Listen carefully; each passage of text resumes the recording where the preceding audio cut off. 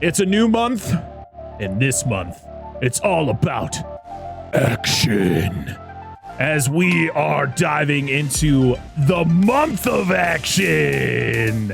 As we are hopping on a bus, driving 50 or more, because if we go below 50, we might blow, as we are talking about 1994's Speed. Let's go.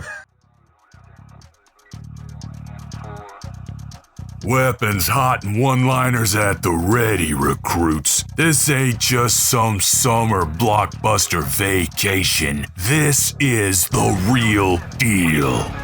You've been chosen as part of an elite task force for the month of action.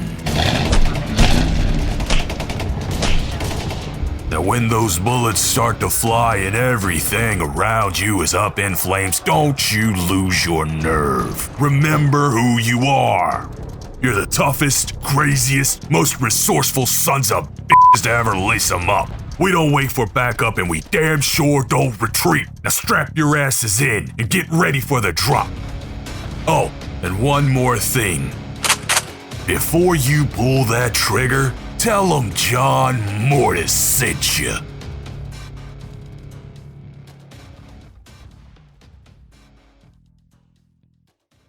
What's going on, everybody? Welcome back to the Dissect That Film Podcast, the podcast that dissects the good, the bad, and the ugly of cinema. I am your host, Brett Parker. Joining me, as always, are my wonderful co-hosts, Dan and Angela. Hello. I always, the DNA part almost slips out every time. And you know what? I'm just about to say it, and I don't care. I don't care. You can say it. One day I will get back into streaming. I promise. One day. You can always ask for forgiveness. It's very true. And for the first time this season, which seems very weird since we feel like this guy is on our show all the damn time, but he's here for the first time this season, and he's here for the first episode of Month of Action. We have one of the hosts of so many podcasts. He is one of the hosts of the Flicks and Friends podcast, Be Action, and the Barrens Hideout podcast.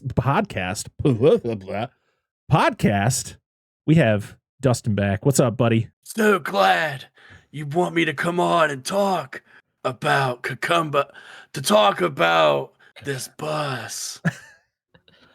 Dude. I love how you're using the typical Keanu voice. Yeah, that's anytime he talks, that's all I hear, no matter what. But the funny thing is I feel this movie, he doesn't use that voice as much. Like, you don't get the typical, hey, I need you to calm down. Yeah. God. It's like he was trying There's to a bomb on this bus. But that's the thing, is he doesn't sound like that in this movie. At least to me, he doesn't. No, I don't know. What you know, it might be like Dan's autofill features, man. Like, that's probably all I hear. You're just so accustomed to hearing him sound like that. You're like, guys, even when he doesn't sound like that, you still hear it. I gotta go out here and get Dennis Hopper. Whoa. Whoa. It's like Nicolas Cage. You always hear that same, same tone. Yes. He might make an appearance on Month of Action. Who knows? Whip, whip, whip. But I am happy to be here. Thank you for asking me the night prior to be here for this episode. You're not supposed to indulge in that information. But thank you so much for being here. This was a long planned, months in advance thing. And you're here. And we're so happy about it, even though we only planned on doing this like 2 weeks ago.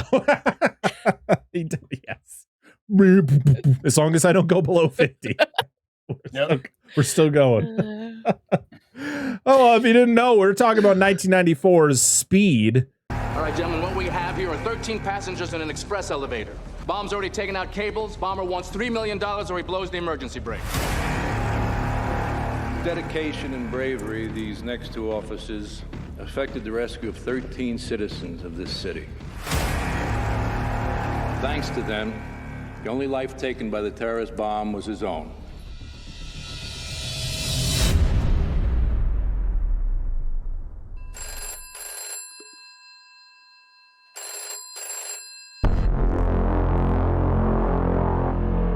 There's a bomb on a bus. If it drops below 50, it blows up.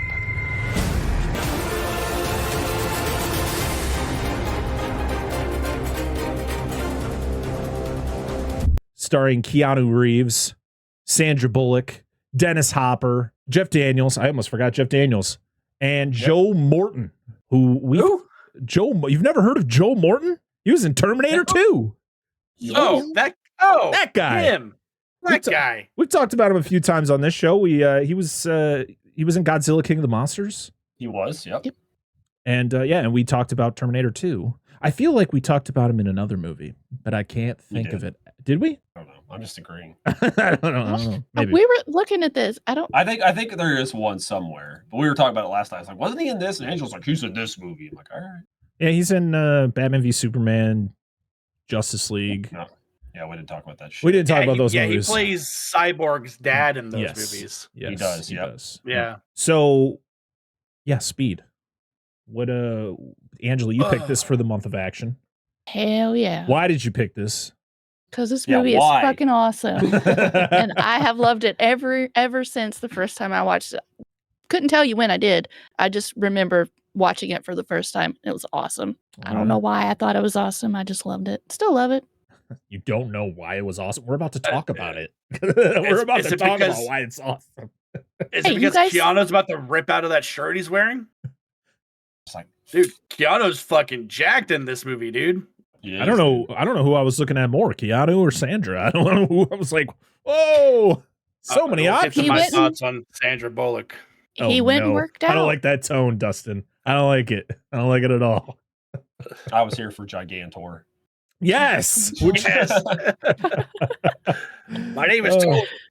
Or no, it's not Tony. Whatever. Ortiz. I was close. I just love how that's a name that's thrown around. Where did that come from? He's not. I mean, he's big, but he's not that big. No, I bet you he's like a professional wrestler. Like, and that's what the town knows him as. And it's like a stage name. He's Gigantor, and he goes. Shh. I didn't think of give it away, man. You got kayfabe is a thing, man. Yep. I didn't think of that. There you go, Parker. So sorry, pal. Dustin, no, you guys might have different feelings on this movie as I do, so I can't say that. Angela, I think mine is the only. On the same page. I'm going to be on the same page. And it's okay. Dustin, what is your history with Speed? So I could have sworn I've watched this movie all the way through before. Oh my god! You're about to break my brain. No, I didn't. This was the first time all the way through watch through. And it's because, oh no, at least I did it. At least I did it, Mom. For the longest time, I just couldn't stand Keanu. I just couldn't do it. I couldn't stand the fact that he was the same person in every single movies. Did you watch Dracula? And you were like, never again. I never want to watch this man in a movie again. What is that? Well, I watched the Bill and Ted's are great. Oh yeah, because that's and then after that, it's just like he's the same fucking character in every movie he's in. So, but I thought I had watched this all. That's true. What about his dog boy in Freaked? Yeah. All right, Paul. Okay. Get out of here, dude. Like he's uncredited, Parker. And he thinks you're beautiful. Yes. This was the first time watch for me all the way through. All right. You're killing me. Interesting. Dan. Yes. What's your history with Speed? Not the drug, the movie. Yeah, he was thinking about it. Okay. It was there. You're the only person I have to clarify with. Right. Thank you. I just remember this playing a lot at my Aunt Judy's house. And that is where I had seen what I have seen of this. I think I watched it at one point later with Seth, but yeah, that's about it. And then the second one, but that's not for today. This isn't boating class. We'll talk about it a little bit.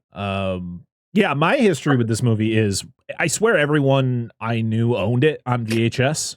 So it was always either on or available to watch. I don't think I rented. I don't think I ever rented this from like Hollywood Video or Blockbuster because everyone owned it, because it was like one of the most popular VHSs at the time. Yes, it was stupid. It was everywhere. Yeah, and also they showed it on like TNT all the time. It was always on cable, and of course it's a rated R movie. A lot of F-bombs dropped in this. but it was an easy movie to dub over to make it TV appropriate. Yeah, there were no tatters, so no, there was no nudity. It was just literally swears and a little bit of blood, but nothing too extreme. But I was always on TV or on someone's TV, and so I saw this a lot growing up. A lot. I'm really disappointed in myself. I bought the 4K because I realized I didn't own this movie, which is weird. I figured, I must have it on VHS. It was a very popular VHS to own, but no, I do not. So I got to find that at some point. I might know a place.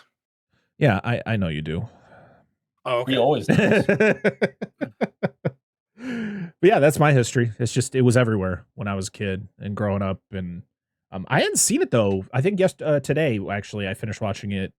Today was like the first time I had seen it in probably 10 years. It's been a while, but rewatching it, you're just like, you remember every beat because of how many times you've seen it. It's, I'll hold my thoughts to the end. So, Speed was directed by Jan de Bont, this was his directorial debut. He was a cinematographer for a very long time. He did movies such as the movie that kind of inspired this one, Die Hard. He also was the cinematographer for Cujo in 1983, The Hunt for Red October in 90, Lethal Weapon 3 in 92, and Basic Instinct in 92. So he was the one who actually shot Sharon Stone flashing her cooch on film. So it's probably his idea. It could have been. Yep. Yeah. Originally, John McTiernan was approached to direct this, but when he read the script, the original script, which was done by Graham Yost, he just felt it was too similar to Die Hard, and so he kind of was like, I'm good. And so he actually recommended Jan de Bont for the job, even though I think I think Fox was the one behind this. They were the ones they already had the idea of bringing Jan de Bont in. Joss Whedon had uncredited rewrites on this movie. He actually is credited as the someone who came in and rewrote all the dialogue for the movie and kind of changed it around so it wasn't a kind of straight up Die Hard ripoff. That's good. That's good. Yeah, Joss Whedon. When did Buffy air? That was mid 90s. 97? Yeah, mid to late 90s. Yeah. So this was even before that run. Okay. I mean, Joss Whedon did a lot of uncredited rewrites in the early 90s. I think he was involved in Alien Resurrection in 1997.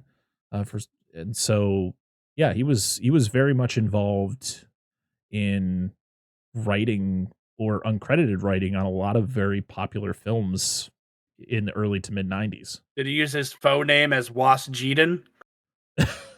Is that a thing? I don't. Is that an actual fact about Joss Whedon? No, like, you know how there's like people who will go and do other work but under other names, type of thing. Like J.K. Rowling did it for a long time. Stephen King's son used to do it for a very long time. Sorry. I want to say it was George Strait, right? He had that alter ego that. Oh my God! Was it the guy with? Oh no, that was Garth Brooks who had the. That's what I'm talking about. It was like the emo version of Garth Brooks. Like, what is that? Yeah. Oh, it was horrible. Was Jedin wrote these movies. Was Jedin. Love it. I'm down for it. Back to Jan de Bont. In 1981, I believe he was the cinematographer on a movie called Roar, which was a movie that was about a guy who like takes care of a lot of wild cats, like lions and tigers.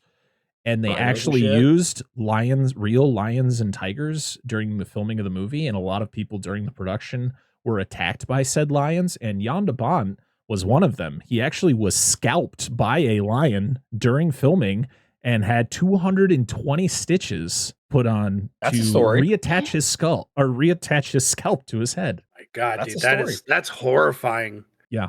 He would later go on to he would direct Twister, of course, which we talked about a long time ago, but I definitely want to cover that one again. Yes. Yeah. And he directed the sequel to Speed 2 Cruise Control. That movie should have never been made. Listen, it was clever because it was a boat. It was, but I think as soon as Keanu goes, I don't want to be in this. I don't remember the exact story of why Keanu wasn't involved in the sequel, but as soon as what? Just kidding. What was involved? I said I'm sure drugs were involved. Carry on. I don't think so. I don't think Keanu's ever been. Maybe. I don't know. I don't want to assume or anything. Everything I've looked at, it says he just didn't like the script, which is a typical thing for people to not be in sequels. I mean, look at Mortal Kombat. Yeah. You know, like all those people who didn't show back up for Annihilation was because the script fucking sucked. And I will defend Annihilation. I always like to put out there that the guy who directed Mortal Kombat Annihilation was also the same guy who was the cinematographer for the Conjuring movies, and he was the director of Annabelle. So just put that in your head. That guy also directed Mortal Kombat Annihilation. Yeah. Annabelle is a much better movie. You can't win them all. And that's saying a lot because Annabelle is also not very good. Yeah, I just love Mortal Kombat Annihilation. I know you do. It's okay to love it, but it's also okay to admit that something you love is a piece of shit. We know it's a bad movie. that's fair. It's a really bad movie. Speed 2 is one of those movies where like I want to cover it someday because I have no problem tearing a movie apart, especially a bad movie. Like it's a bad movie, but I would love to talk about it at some point. I'm never afraid to talk shit about a movie, like if it deserves it. You know what I mean? You know what I mean? I know y'all did Dominion. We sure did for 3 hours. I can't wait till our 4-hour episode of Rebirth. I don't think it'll be that long, but it'll probably be damn long. I'll just leave. 2 hours in, I'm out. The 3 hour mark. Did you guys go see it yet? No. I'm gonna go see it Sunday. I went today to see it. I will be seeing it at some point in the next week. Without spoilers, like your pants tight, or is it kind of like whatever? 3 out of 5. Okay, that's fair. That's good to me. Yeah. That's better than Dominion.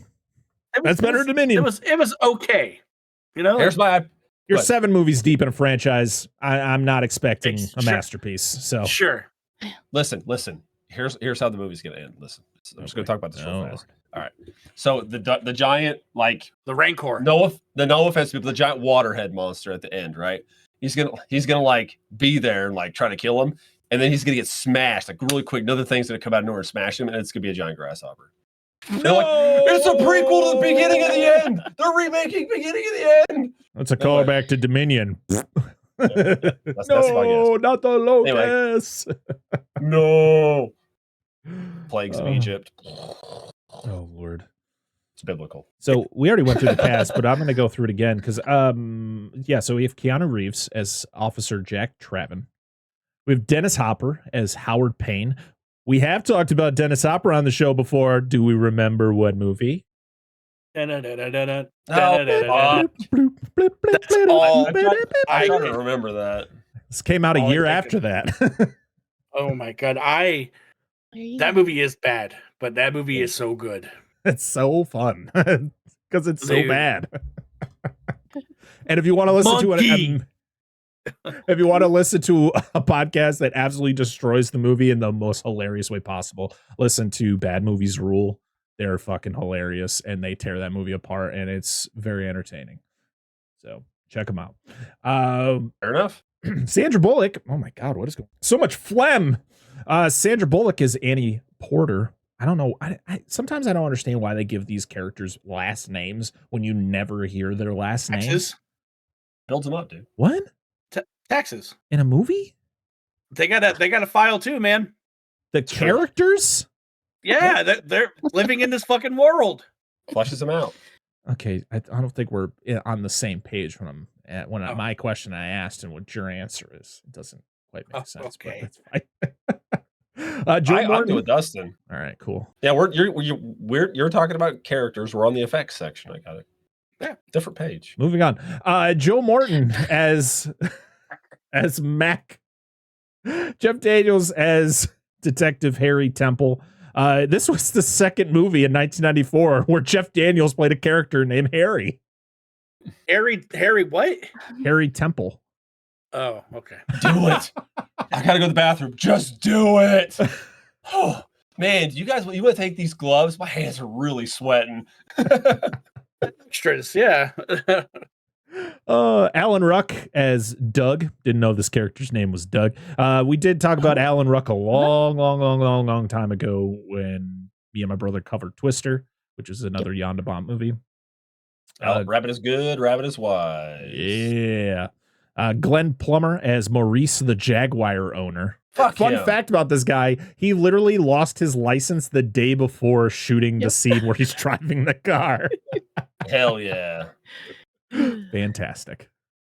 Beth Grant as Helen. Fucking Helen. I know this woman from The Office. I mean, she's been in a shit ton of stuff, but she was in The Office, and she was recently in that Amazon show with Kevin Bacon, the bondsman. She played his mom. Oh, the one where he dies and comes back. Yeah. Hawthorne James as Sam Silver. I think Sam was the bus driver, right? Yeah. Yeah. Yes. Carlos Carrasco. Sam Silver. Sam Silver with that what a fucking dude, porn man. name. That hair is a choice. Back, dude, but Sam Silver, what a fucking porn name, dude. Damn right. It's probably what he did when he wasn't driving the bus. Probably. Carlos Carrasco as Ortiz. David Kriegel as Terry. I don't know who these people. I'm running into people where I'm we like, can stop who are now. these? Yeah, that's fine. Like, Fine. that's good. No, you're good. Oh, Yeah, I'm just gonna stop. Terry wasn't he the guy that shot? Oh, No, he I was wasn't the the guy one shot. who like gets up and gets all pissed because he thinks he's getting arrested. Yeah, he's a little bitch ass. Yeah. The music was done by Mark Mancina. You're gonna hear that name every week of this month because he is the composer for every movie for Are you the month of serious? action. Yes. Oh my god. We did that perfectly. I mean, you heard the theme in this movie, right? A lot. Mhm. Wait till we talk about the movie next week because you're gonna watch that movie and you're gonna go, wow, that kind of sounds like the Speed theme, just with a little bit of a twist. Yep. It's Got one extra note. Yeah, pretty much. It's like the beginning part of the Speed theme, and then then he just does a completely different thing. It's great. They add the snap because that wasn't in the original. Yeah. Saying. You can copy my homework, but not exactly. Well, that's the thing. It's his own score, so he's just copying himself. It was released June 7th, 1984 in Hollywood. It was released June 10th, 1994 in the rest of the United States. It had a runtime of 116 minutes. It had a budget between $30 and $37 million, and it made $350.4 million at the box office. So this movie made bank. It's primarily filmed in LA, which the 90s, baby, you could, was how it worked with a lot of 90s action movies like this. It's like, yep, LA sounds good. We're not even going to hide the fact we're in LA. Yeah, and then reading a little bit into it, they were talking about how well and successful this movie was. A lot of executives were watching the test screenings of this movie, but not the movie. They were watching the people's reactions. And they're like, we knew we fucking had something because when people would get up to go to the bathrooms, they'd walk backwards. Yeah. So they wouldn't miss anything. Jeff Daniels in all of the behind the scenes for this looks like he just kind of looks miserable. Like he is expecting this movie not to be good, which I guess was his actual thought. He was like, when I was making the movie, I didn't think it was going to be very good. Like I didn't think it was going to be successful. And then he was super surprised when it just was making so much money. And he actually was like, yeah, it was actually really good. So when you watch a lot of behind the scenes, he just looks like he's like, yeah, I'm here. I'm doing my job. I'm just whatever. Things are blowing up today. All right. I love watching Jeff these Daniels. Explosions. Yeah, I love Jeff Daniels. All right, guys. I think it's time to jump into the plot of Speed. Are we ready? Sure. Yes. All right. In our eagerly form for Month of Action, we're going to do a special jump into the plot. It is time to dissect that. That's my eagerly screeches for you. It's all done. Like I was like, nope. After the first one, I was like, yep, it's done. Dan's already like, I don't like this month already. I'm not a fan. No, it's fine. It's fine. I just was not expecting. I was like, all right, you got I me. was not expecting the Eagles. I thought it was Angela. The first one. And then I look over and I see Parker doing it. We didn't know that was going to happen. That I'm over here trying not to pee my pants from laughing. My God. So the movie opens to Mark Mancina's wonderful score as we get a shot down an elevator shaft, which is all done with a giant miniature that they literally laid on its side and they just mounted a camera on the side and just kind of slowly made its way down the miniature. Fantastic. I love the 3D credits. I always just think of I was like, was this movie in 3D? I was just expecting this to be 3D. Whoa.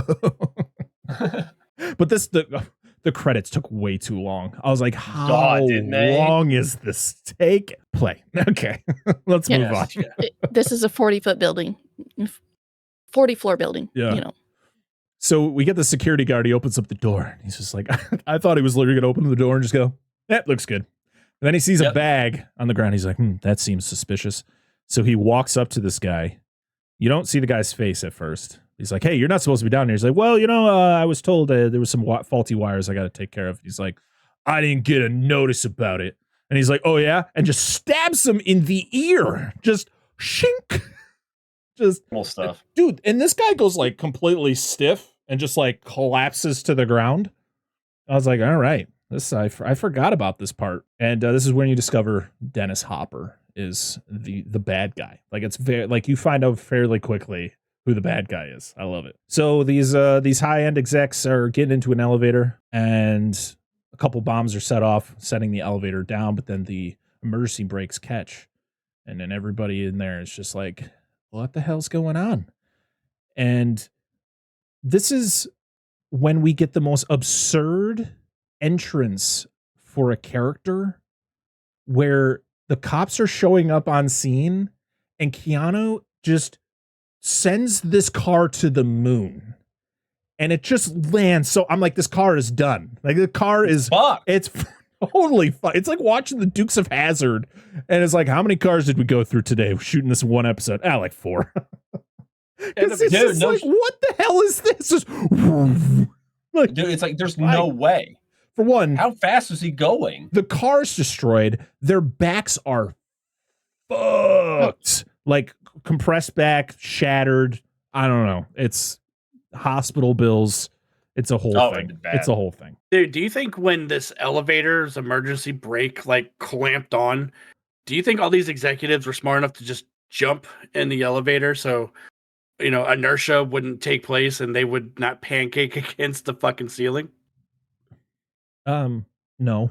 No? Oh, okay. That's just me? No, they definitely didn't, because they didn't think in their posh, amazing, building that they would ever have to worry about such low-end atrocities. Like, our elevators never break. Oh, how dare I have to use the stairs? It might wrinkle my jacket. I might sweat. I might beat a sweat. Oh, no. So then we see Joe Morton. He is the lead of the whole operation. And Jack volunteers Harry, played by Jeff Daniels, to go in there and look at the bomb and kind of figure out what to do. I just love he's like, yeah, Harry will do it. And he's just like, I fucking hate this guy. Both of you. This fucking guy. I'm 2 weeks away from retirement. What the fuck? How it always is. Jeff Daniels is only in his like late 30s in this movie. Like, yeah, I'm so close to retirement. And what was the line though? I think he was like, I can't remember what Joe Morton was saying. And then Keanu said a line and I thought I was like, oh, that's funny. And I forgot to write it down. So good on me. I remember.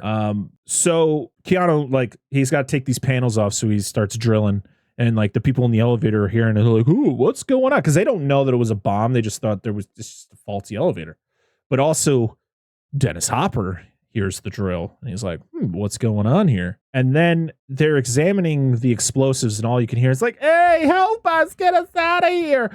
And the crazy thing is we can hear them in the elevator, but they can't hear them talking right outside the elevator. Right. Because they're talking about a bomb.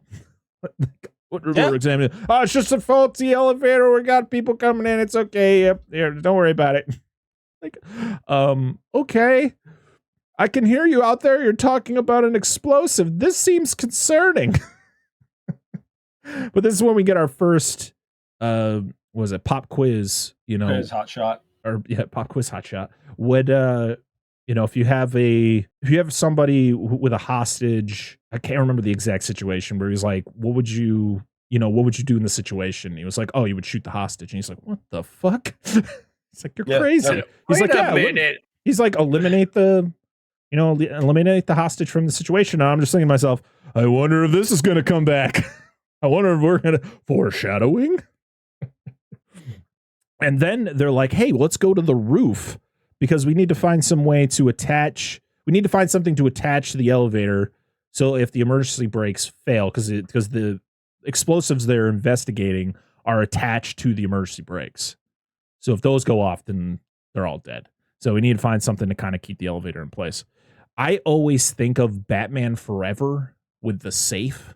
And why did I think that happens in this movie? And I was like, oh, it's just going to like swing the elevator into a weird... No, that was Batman Forever, Brett. I don't know what you're talking about. where the safe just perfectly fits back into the building. Yeah. Yep. Oh my God, it's boiling acid. I love that guy. So they see a crane on the top of the building. They didn't investigate it thoroughly, though, because then you would have found out it was made of aluminum foil based on what happens in this next scene. And I'm hearing the score going, wow, this sounds very familiar. This sounds like another movie we're about to talk about on Month of Action. This is wild stuff. I wonder. Oh, wait, same guy. So I love this, though, where Keanu is just hanging upside down, going down slowly with the hook. He attaches the hook to the elevator. He's like, why did I take this job? He secures it. And then freaking Dennis Hopper's down there. He's like, I hear something suspicious. Boom, boom. Sets off the explosive.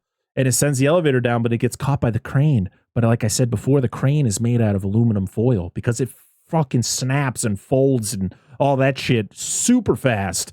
Yes. Goes through like the ventilation shaft. It's just, and then it's one of those tense moments where they get to the elevator and they're able to pry the door open. They're getting the people out of the elevator really fast. And then of course you have that one woman who's like, I can't do it. I can't go. Unass the wall and get through that door. Okay. Listen, I've seen Resident Evil. Okay. Yeah.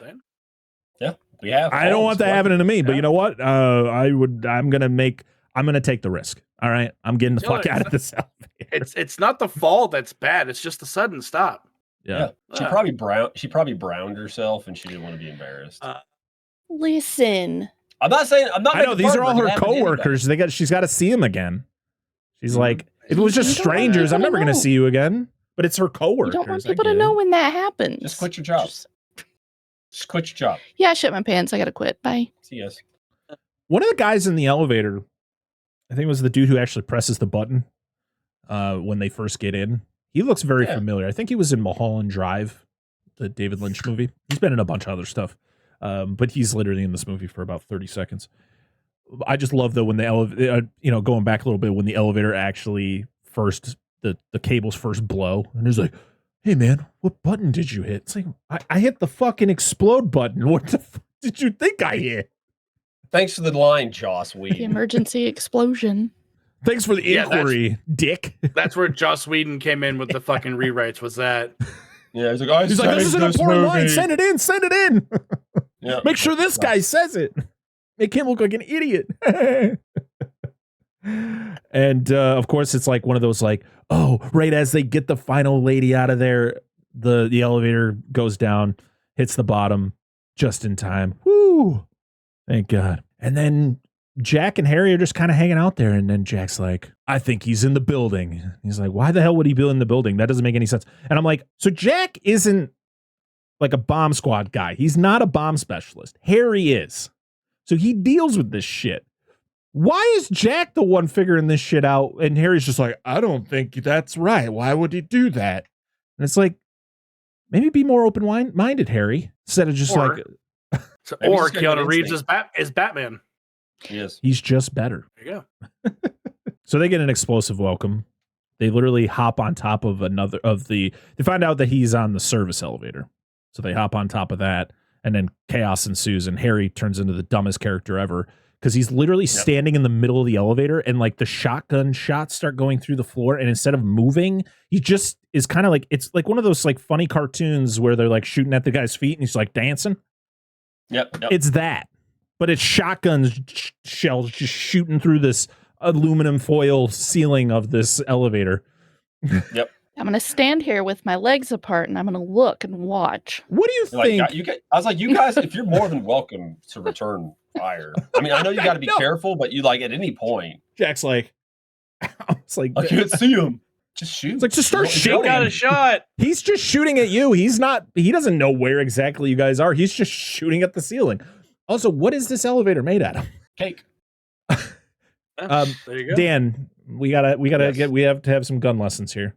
What kind of shotgun is Dennis Hopper using in this scene? Okay. So I'm going to disappoint you, but I am going to have a follow-up. I don't know. It could have been anything. It could have been a Mossberg. It could have been a Remington 870. Yes. I don't know. There's a lot of choices it could have been. This is the chrome or nickel-plated pump-action shotgun. However, what really makes me wonder is for what information we learn later, I'm not going to say anything, why did he think this was the best weapon choice for this situation? When the weapon he uses at the end of the movie would have been a far better choice. Because I know he probably didn't plan to be stuck in the elevator, but that had to be a thought. Do you think it was a better way, like it was a weapon he could conceal better? That's what doesn't make sense because it's so much larger. Just put it in like his it's pants. a shotgun. So it was like, but it's longer and more slender, so maybe he was able to like tuck it in somewhere. Was that an MP5 that he had at the end? Yeah, he uses an MP5K later, which is fucking small. Like you would but it's also. But I mean, that. It's small, but I feel like it. I don't know. Well, here's my thing though. It's like if you end up in a small situation, like a tight situation, like he was, that's a long weapon. Yeah. Like you have to worry about all that mass coming and moving around, which can get hit. Somebody could grab it. If it gets like knocked away, you got to take all that time to calculate and swing it back. A handgun or an MP5K, like he has later, would way better choice to bring in that situation because the MP5K smaller. While not maybe as pinpoint accurate, it would have done the job. It was designed for close range. The shotgun just did not seem like an ideal choice, in my opinion, for what was going on. Though, admittedly, he probably didn't plan for this exact thing to happen. He can conceal it in his pants. You can. Some people do. You get the long holster that goes down the side of your leg. At least you could have cut the fucker off a little bit. Make it a little bit shorter. Anyway, go ahead. I think the reason why he used this in this scenario opposed to using the MP5 is because I feel like because in this part of the movie, he still has all of his hands, right? No. Okay, then I must have missed it. I thought the same thing, Dustin. I've seen this movie 100 times. Okay. I thought that he loses his hand during the explosion that we're going to see in a little bit. And then that was kind of his thing because it shows his hand later on all scarred up. And I think, oh, shit. So he's all fucked up. But no, I guess you find out later. No, he's been like that for a while. That's why he's like this because he got injured on the. Yeah. Yeah, you see it when he's working on the elevator at the beginning when the dude walks in. They don't focus as much on it, but you see the hand. Yeah, I guess I just don't notice it. Yeah. But there's a couple of goofs with that as well. Yeah. I mean, I'm not shocked. But yeah, it's just hilarious because like this elevator, like it. I mean, it's for the action purposes of the movie, of course. But like the ceiling is like a centimeter thick. It's like literally aluminum foil stretched across the ceiling, and because when he's shooting the shotgun, it's not like buckshot fucking little holes. It's like gigantic, just ripping holes through it, ripping through the ceiling, and you're like, God damn, what is in this shotgun? All while Keanu's just standing up there, like it's holding his weight. It's chewing gum wrappers. Yeah, exactly. They just had to like. Okay, this will hold right. Okay. Oh man, but I love it when Harry just falls through and he lands, and Dennis Hopper picks him up by his nose. I thought that was God, dude. That's some villain ass shit, though. So that was something they originally were going to do, and then Yondaban was very skeptical on whether it was too goofy, but he was like, no, it actually makes him kind of more scary. Like he would do something like he was just like so fuck like get the fuck and up. It hurts. Yeah, it's not, his nose is all bleeding afterwards. Grab boogers everywhere. Yeah, that was the start to Jeff Daniels being like, I don't think this is gonna be a great movie. They're literally telling me I'm gonna be picked up on my nose by Dennis Hopper.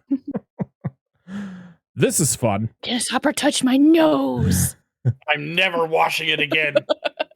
And this is a weird moment for for a movie where it literally has the protagonist and the antagonist kind of face off so early in the movie, like seeing each other face to face. And we get into the situation, which is foreshadowed earlier in the movie, where he gives him the scenario because the Dennis Hopper has Harry with an explosive around him. He's got the dynamite strapped to him, and he shoots Harry to eliminate Harry from the situation.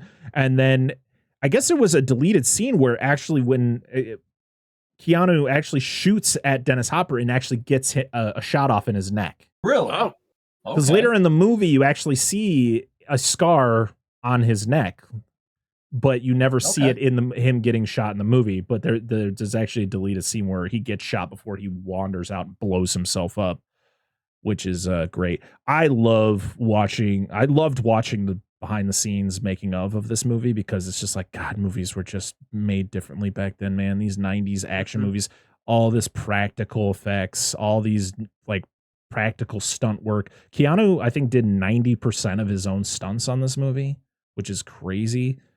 Wild. Yeah.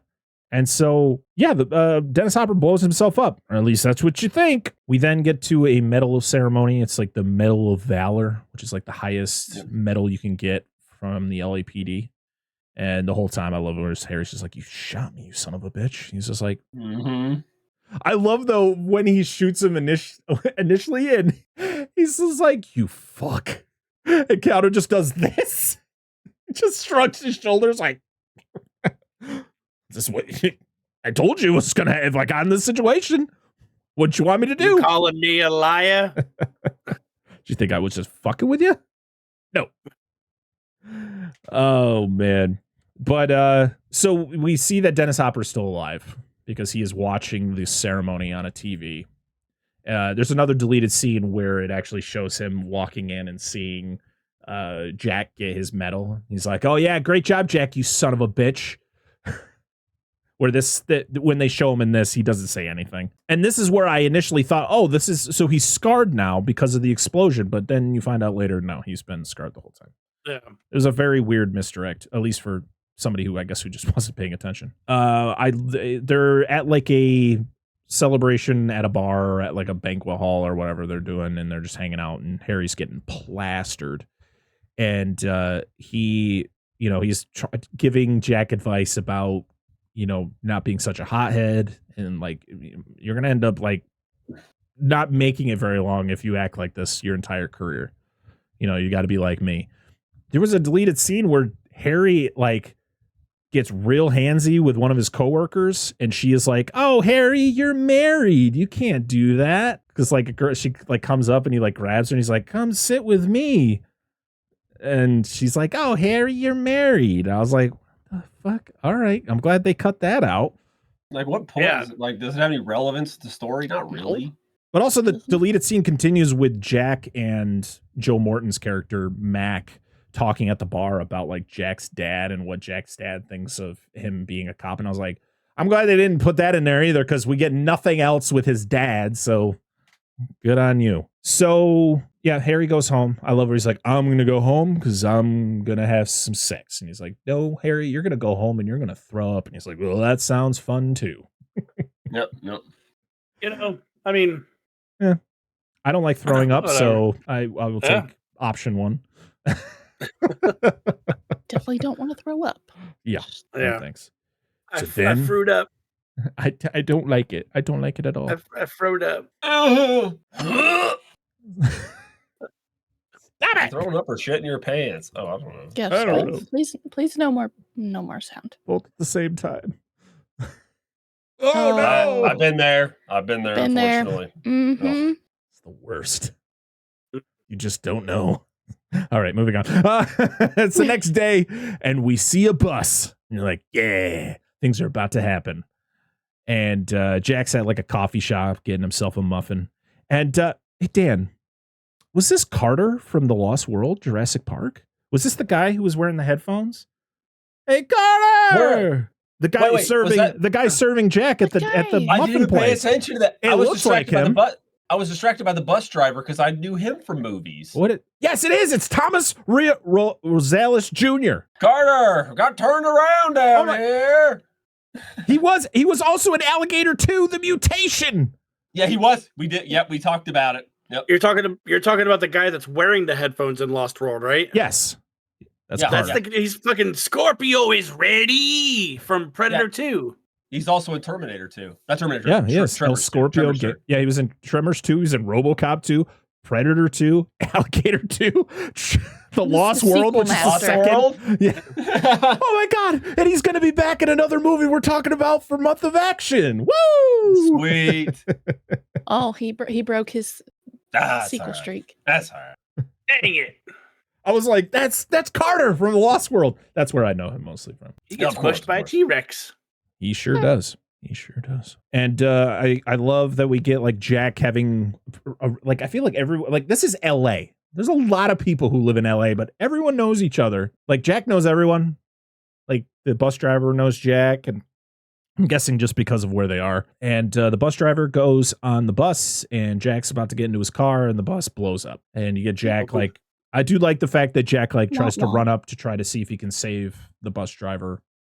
And no, you're not doing that because that bus blows up. No, it's hot.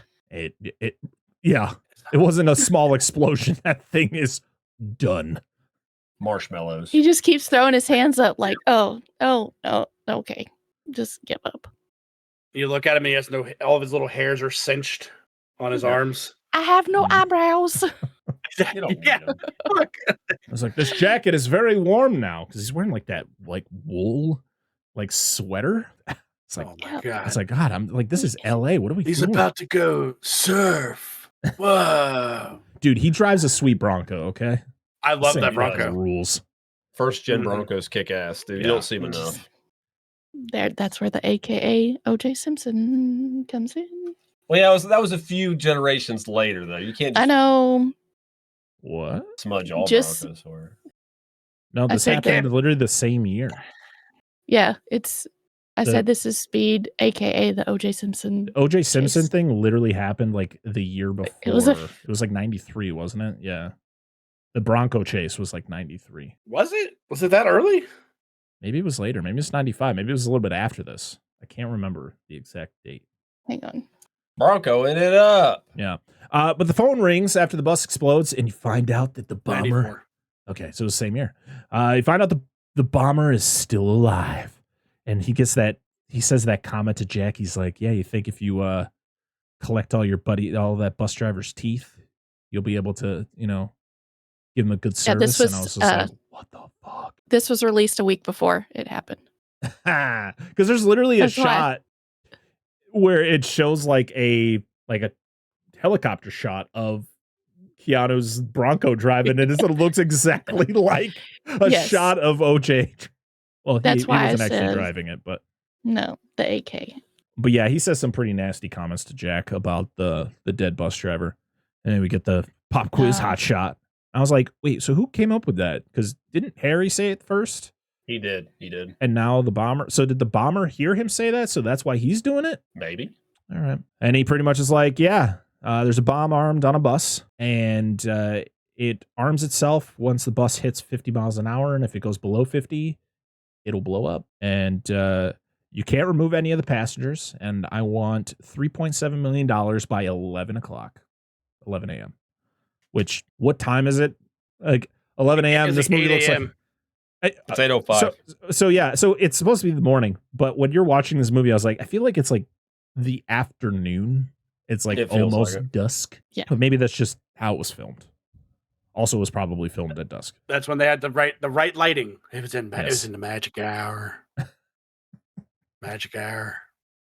Hey, they could be filming in the middle of the day and use their little filters to make it look like it's nighttime. You mean the blue filters from Cruel Jaws? I love that. Wow, that's so blue. Poorly. It's so poor. I feel like I'm on another planet. Yeah. Oh, so then we get to meet Sandra Bullock's character, Annie, and she's catching her bus. And the bus driver fucks with her. I love it. He's just like, she's chasing the bus. And she sits next to Alan Ruck's character, who is a tourist, who is just like, hey, I'm not from here. But you're from here, right? So you're probably used to this stuff. And I'm just like, fucking Christ, I'm already annoyed with this guy. And I never realized when she does the gum thing, that it's her own gum. I always thought she actually found gum on the seed. Was like, yeah, I gotta move. No, she takes the gum out of her mouth, pretends like she picks it from the seeds. Like, oh, gum, I gotta get out of here. I need to find somewhere else to sit now. I'm gonna go sit next to fucking Helen. I don't know if that's an improvement. No, freaking Helen. So Jack's like, I gotta find a bus. I don't know how this is like the first bus he sees. He doesn't give him the bus number, does he? No, he tells him where it's at. Yeah, he gives him the bus number and the coordinates of where it's at this moment. Okay. So Jack speeds towards where the bus is, and he beats him. What? No, speeds him. Yeah, he speeds. He speeds his way towards the bus. Orange juice style. Speed. Intro. Whoa! Title card. Oh wait, no, shit. We already did that. Yeah, we got that. We got that way early. Why did they waste it for the elevator? You should just he goes by and speed. Yeah. I know we've seen movies where the title card doesn't show up for like 35 minutes. Yep. Why couldn't it be here? So, yeah, I admired the Bronco the whole time. I was like, oh, God, this Bronco's so nice. I want it so bad. It's probably got like a 289 in it. Oh, it's so good. I want still 289 302. Great. So he gets out, and when he finds the bus, he gets out, he runs up to the door, and he hits it. And did you notice how it cracks? Well, that wasn't planned. That was an accident. And Yonabon was like, yeah, we're going to keep it in. Even though for the rest of the movie, the door has no crack. Yeah, it's all that big dick. It's all that big dick energy he's got. You can now tell they won't get their deposit back. Yeah, you can tell though that when he hits the window and it cracks, his face is like, "Oh shit!" Whoops. They use several buses in this movie. 12 in total. Yeah, I was going to say, I doubt they were worried about their deposit. Because there was all different types.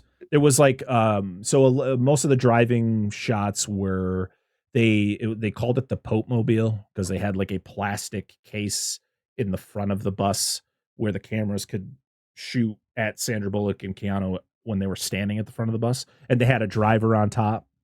It's like, so she just pretended to drive, but they had a guy on the top. And then they had a bunch of like stunt buses and we'll talk about more when we see certain stunts happening with the buses. But yeah, 12 in total. Bang buses.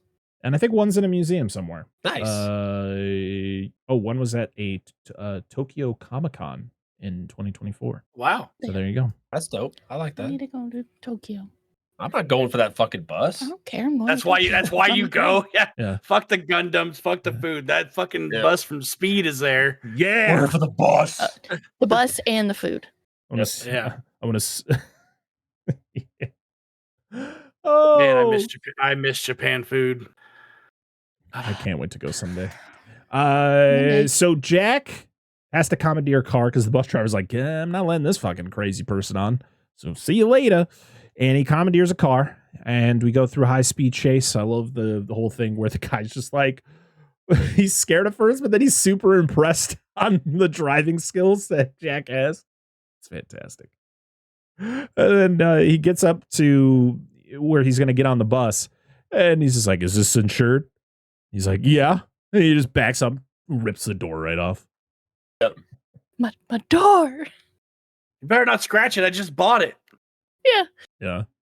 But it's funny though, because he's literally trying to communicate the fact that like don't let the bus go under 50 miles an hour, but he's driving in front of the bus. I'm like, you're slowing the bus down. Yep. But he also realizes that the bus is slowing down. So he gets in front of the bus, but make sure that the car is going a certain speed so that the bus doesn't slow down.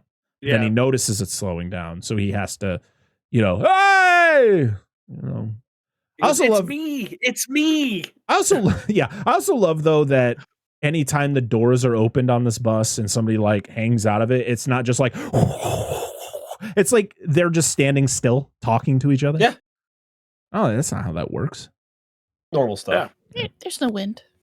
Yeah, Keanu doesn't have his luscious locks. The captain doesn't have any hair on his head either, so there was a producer who was like super pissed that Keanu shaved his head for this movie because they wanted him with those long hair, and they were like, they almost threatened to postpone production to wait for him to grow out his hair again. That's crazy to think about. I thought Keanu looked good with the short hair. I thought he was like reinventing himself, right? He didn't want to be. He's supposed to. Why do you want to be the same person every movie? True, but he was supposed to have his hair cut like a police officer. Yeah, short hair. You don't have long hair. Shit gets it was. Yeah, exactly. Even though Jeff Daniels literally has that long, like combed over hair. Yeah, kind of like Dustin's. Yeah. Yep, that's 2 bald jokes in a row, guys. All that's left is Dan. I'm waiting. I was first. Yes, I'm waiting. I keep my hair cut short, so I don't fucking. Yeah, he don't have any hair either. It's only because we're friends. So he calls Harry, and he's like, "Hey, the bomber's still alive." Which he literally tells him as Harry is finding out from others that the bomber is still alive. Because the first bus blowing up is kind of alerted to them. And this is when Jack like hops on the bus in the most dramatic fashion, gets the worst road rash ever. Because he jumps and his leg just scraping along the road as this bus is going 50 plus miles an hour. That poor stuntman, dude. Like, he had no shin after this. No, he got a bonus. It's okay. They grow back. He'll go work for Canon Films where they don't fucking care about their stuntman either. Yeah. That's very true. Okay. Yeah. So this is when, Jack gets on the bus. He's trying to he doesn't want to say what's going on. So he's like, yeah, there's something wrong with the bus. Yeah, everybody just needs to calm down. And that's when the dude gets up and he's just like, I'm not going away today. But also the bus driver knows because Keanu has to yell to him, don't go under 50. There's a bomb on the bus. Well, there's a note that he has to write out and it goes on the window. And it slaps against the window and, people can't see it because they're 3 feet behind that yellow line back there. Yeah, so they can't the fucking line. Stay behind that yellow line. They can't see that note that plopped up. So I did like how this bus driver was playing it as cool as possible, especially when Keanu got on the bus. And they're like whispering to each other about what you need to do. Here's what needs to happen. Yep. Which I thought was pretty fucking rad that this bus driver took it that serious. Especially seeing the stunts that Keanu just had to go through to get onto the bus. Right. Jumps in there, falls on his keys. So there's a face off on the bus with the guy who's just thinks he's getting arrested. I was just like, I don't think that's how this works. I don't know what you were expecting. You must have some crazy ass warrants on you if a cop is willing to risk his life to hop on a moving bus to arrest your ass. What did you do? What have you done? I stole some candy. Yeah, so he has an unpaid parking ticket. Yeah, that's it. That's all it is. I couldn't wait for the bus to stop. I needed to hop on the kitchen. But he can't get off the bus, so he's got to awkwardly sit next to him the whole ride. Yeah, handcuffed. Yeah. So during the whole scuffle, shots go off and the bus driver gets hit. And little bitch, just walk that shit off. Oh, my shoulder. Just kidding. You don't need that. Yeah, you don't need it. He needs it to drive. That's a big bus. You gotta use your shoulders when you drive that bus. That is. You know what? I didn't even think about that shit. It hit him in the one place that he needed. Yeah. No, bullshit. Bull fucking shit. We all know how we actually drive in real life. Nobody's like, oh, I'm driving Miss Daisy, fucking 2 and 10. It's a bus. Everybody's like fucking hand on top. It has a bigger steering wheel. They have to. It doesn't. They got to put more into it, man. You got one fucking arm, dude. Have you driven a bus before, Dan? Have you driven a 1990? I've never driven a bus. Well, then you can't talk. You can't either. So what are we doing here? Hey, I've driven plenty of vehicles without power steering. Don't give me that. Me too. It's not fun. I don't like it. It's not fun. I just fucking. Or a car that is just leaking power steering fluid all the time, so you're just like every time you turn. It's great. It sounds like a barge coming in. Boom, boom. Coming in. No, hey, he can drive this bus with the little turn knobs. Oh, little knob thing? I was literally about to say that's what he had was one of those things. Hey, they can put one on right away. I was always fascinated with when I was a kid and I'd be on the bus and there was some buses I was on that had the little knob. That was cool. But I'm a fork truck driver. All the fork trucks have a little knob there. Dan's got a little knob there too. Yeah. We're in a club, Dan. It's all right. So, because of the situation, Annie has to drive the bus, and Jack has to lay down what the hell is actually happening here. And everybody's like, of course, not enjoying the news. Cowards. And we get the whole thing where Annie's like, yeah, I just had my license revoked for speeding. And I like, okay, and I was like, perfect. You're the right woman for the job. But she got her license to drive a bus. Yeah, she did, actually. Yep. So Jack checks out the bomb under the bus, and he has Alan Rook like on the phone with Harry while he's looking at it. And I love how he's like, every time Jack says something, he repeats it. Yes. What does he say when Jack like realizes that the bomb is like, he can't do anything with it? He's like, fuck me. And it's just like, darn it. Oh darn. Oh darn. But the bomb is like, it's like super sophisticated, and it's got like a gold watch attached to it. Like it's part of like the an old crappy gold watch. Yeah, it's like which you later find out is like a old it's a retirement gift. Yeah. But what we're led to believe is like what Keanu's looking at first is the bomb. And Jeff Daniels like, no, that's the old fashioned switcheroo, baby. Yeah. Look to your left. But that is not the old fashioned switcheroo, because Helen gets it from that one later. Right. It's two separate bombs. You have the core bomb that's going to blow up the bus, and then you have the bomb for if anyone tries to escape, he can just detonate certain sections of it. Ejecto Mundo. Yeah. Yes. And Harry actually alludes to the watch thing. It's like, hey man, if you do this for 30 years, you get a pension and a crappy gold watch. Yep. Foreshadowing. There's a couple of those. So the bus makes it through some traffic. We get some intense scenes where they, I love it, where Annie can't get his attention because he's trying to talk to Harry, and she gets on the speaker of the bus. He's like, Mr. Policeman. Look, if shit is as serious as he's saying it is, why is she being the way she's being? Because she's driving a bus that she doesn't drive all the time, and she is not in this type of situation all the time. She's just trying to figure out what the fuck to do. But he's told her what to do, is my point. And now he just tells her to drive the bus, but like Exactly. Yeah. Why is she saying? Are you trying to tell me, Dustin, that you don't like Sandra Bullock in this movie? I'm saying Sandra Bullock does some things in this movie where I'm like, if you hadn't have done that, it might have been a little different. I can't wait for you to point them out to us. I'm very excited about it. Well, this is one. How about she just shuts the fuck up? Hey, he doesn't give her the best words of advice either. So he's very bland about like his instructions. But he has to be. He has to be because of his profession. She gets him through the fucking movie. She does. There's also a line in this movie that where a character goes, "It's not because you're a woman." Yep. We'll get to that later. Yep. So when they're hitting all these parked cars or all the stopped cars on the highway, there's no way this bus does not go under 50 miles an hour. Nope. This bus is going way slower than 50. Did you know that between all the cars and all the signs? Yeah. Did you know that in the original script it was 20 miles an hour? Really? How boring would have that been? That's true. Because buses, I'm assuming they think it's like a bus going through town where they would stop frequently. I assume, but it's still not enough. And how come when you're on a bus driver, like it seems like a bus is going 95 miles an hour, but it's only going like 45. I swear every time I'm on like a bus like this, and they're like, I was just in Martha's Vineyard, and we had to take a bus from where the ferry is all the way back to where we parked our car. And it's only like a 10-minute drive, but it felt like the bus driver was going like 95 miles an hour down these like small roads. But in reality, they're only going like 45, 50 miles an hour. Your person probably was. Yeah, because he's a local. He probably knows how to drive those roads. He also drives that bus all the damn time. That's what I'm saying.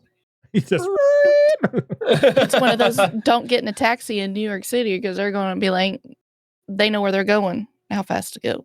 Very true. Because we rode in a bus in Chattanooga, and it seemed like it was so slow, but we were in the back of the bus. There was nobody there. Yeah. The ones in Salem that we were riding around up there, dude, it was like going from Salem to Boston. is usually like a 2.5 hour ride. We got there in an hour. From Salem to Boston is a 2.5 hour bus ride? The fuck are you guys going? From Salem to Boston. 2.5 hours? Dude, all the stops you have to fucking make. It took me like 2.5 hours to get from where I lived to Salem. Where we were staying, because we were staying, if you're at Salem, we were staying like over here. And then there's Boston over here. So the bus had to come out of its way to get us and then go around. You know what I mean? So that's where the 2.5 hour bus ride is. It's like a 70-something stop ride. Damn. That's a lot of stops, dude. That's a lot. Yeah. Fucking Boston. And it's 34 minutes if you just drive in a car. No, it's not. The traffic coming out of Salem or going into Salem is fucking insane. It took us like an hour just to get out of Salem. It was stupid. So like driving through fucking Atlanta. Just driving through any major city. And Salem is just a very popular place, so the traffic sucks. You're also getting hit by a lot of Boston traffic. Back to the movie. Harry needs to look at cops over the last 10 years and see, if anything matches the description. And the good thing about this is that Harry already knows what the bomber looks like. So he it's not one of those things where they have to like look through things and look at information stuff. It's like, no, he knows what the guy looks like. So they just need a name and what they do or what he was doing before. And because this is a bomber unlike any bomber, because usually bombers would do the same type of bomb every time, where he would change it up every job. It would have different triggers, different explosives, all that. So this guy knew his stuff. Him and Google got along greatly. So they go to an abandoned highway because there's a highway that's not finished that they can kind of they don't have to worry about traffic or anything. This was an actual highway in LA that they were able to use. It was under construction, and the actual production pretty much helped this highway get finished because of what they had to do and for continuity purposes and what they had to do to change things up to make sure everything seemed the same every time. Because I think the highway opened like 2 or 3 weeks after the movie was done filming. Oh, that's cool. Yeah. The only thing that wasn't there was the gap. So we get this first like really tense moment where Annie's driving through like this intersection and she hits the carriage full of cans, but she thinks she hit a baby. And she's like, I mean, you say what you want about Sandra Bullock. She's a fucking great actor, and she fucking sells this, man. She is like, I hit it. I hit a baby. Oh my God. He's like, it's just a carriage full of cans. Just a carriage full of cans. Relax. Shut up. Gone in 60 seconds. Oh yeah, the original. It doesn't hit a carriage, but it's the lady. She's pushing. That's right. She's pushing the trolley, yes. And the cop comes up, and grabs her off, and it hits that fucking trolley. Oh my God, yes! During the big chase, that was great. God, that movie is so fucking fun. Then they find out, they got to take a big old nasty right turn to get onto this highway, and it is intense. And they were like, we got to get everybody to this side of the bus. They take the turn. And I love that they don't even bother, taking out the device that's on the bottom of the bus, because you see that the thing that lifts the bus up on its side as it takes the turn. I was like, yeah, who cares? It's fucking. Did you know curves. I'm pretty sure they left the handcuffed guy too. Was he on that side of the bus already?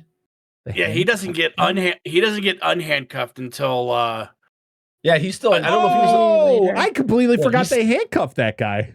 He's still handcuffed. I didn't even know it. Of the bus. I know he's the only one. Like, help me! I don't like it anymore.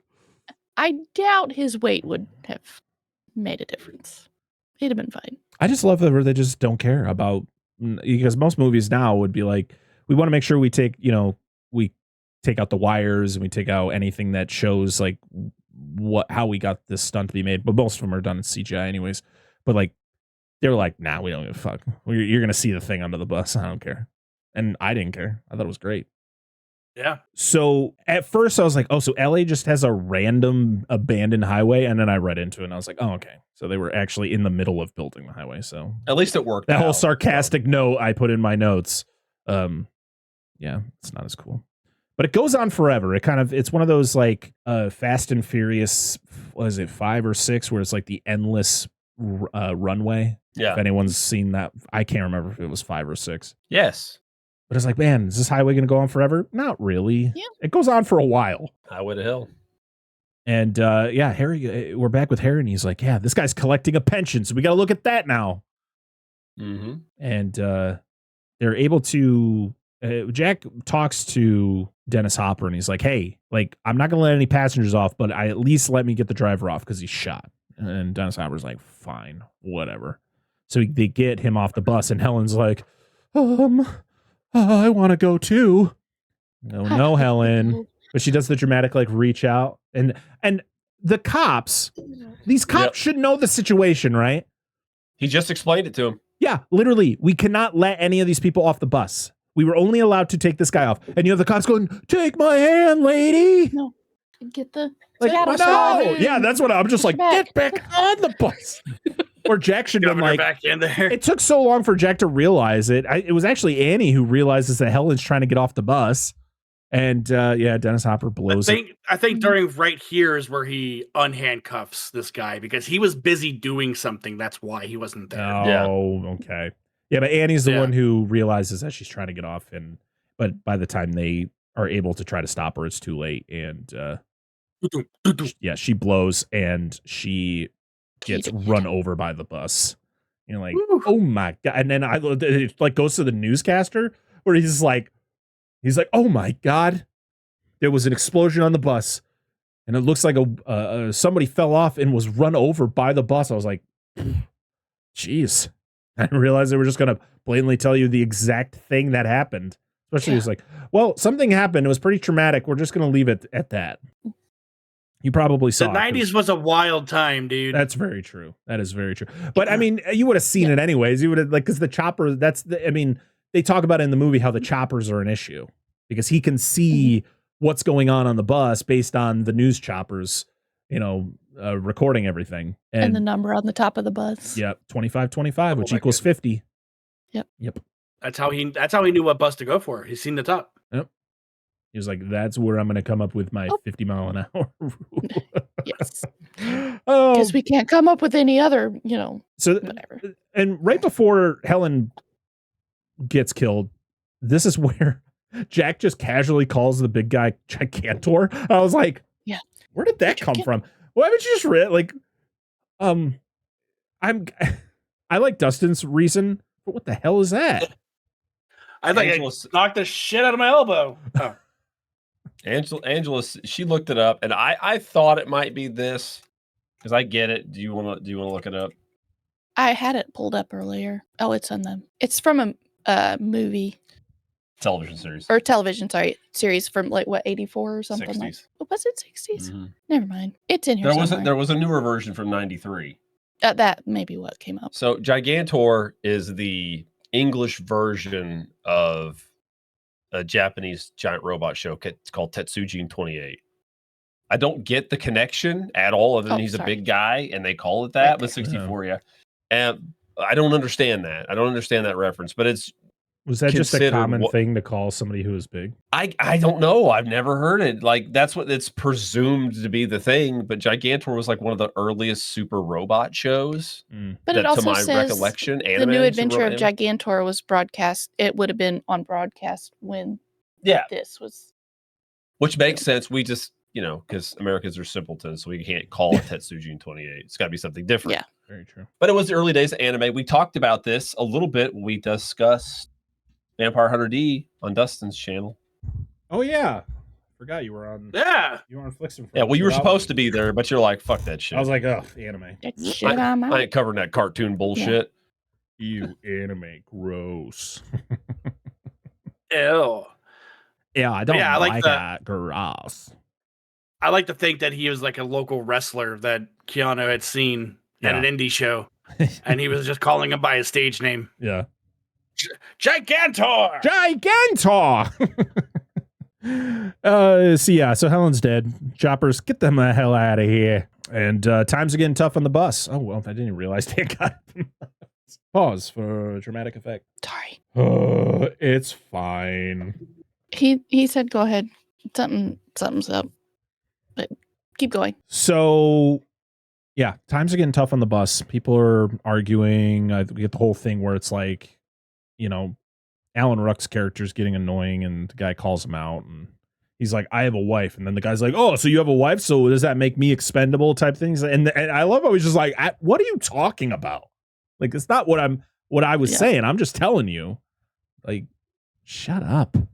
Like, we're all in a shitty situation. Let's just try to get through this." Yeah. And Annie's not feeling it. She's like super emotional about watching Helen die. And then we get the great news where the guy, I can't, what the hell is this dude's name? Sergeant Norwood, Richard Lineback. Why does he? Oh, he was in Twister. Who the hell did he play in Twister? Oh, Andy was in Friday the 13th, A New Beginning. He was Deputy Dodd in that. And then he was in Deputy Dodd. He was in Twister, but I don't know Thornton? who the hell Mr. Thornton is. Hell if I know. Yeah. He probably was one of the other people. Oh, we talked about this guy before. Well, other than Twister, he was the innkeeper for the cabin from The Ring, where they go to the guy and they're like, "Hey, so where are your videotapes?" Yeah, he's the guy who runs that place. But so he's the dad in Twister. Oh, he's Joe's dad. Oh, so he's the guy who gets sucked out. I was like, you don't need to shut the door. Coffee. Who cares?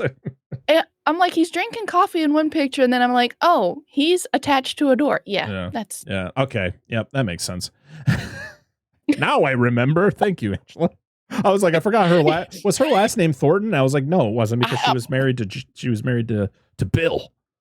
I have to look at pictures sometimes to see who's who. So, they find out that the freeway is not finished. It's got a 50-foot gap, and it's like, oh, well, this is going to be an impossible jump. Because I love when they show like where they're at, and then they kind of like go forward to where the gap is. I'm like, how the fuck are they jumping this? There's no way. There's no ramp. There's nothing. It's just end of road. How is this going to work? Yeah. Yeah, your bus is going to go. You're going to. Yeah, you're just going to.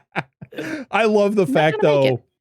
So this is, of course, one of the most iconic scenes from this movie, and probably one of the most iconic scenes. Barrel roll. Do a barrel roll. Yes. Is that the frog from Star Fox?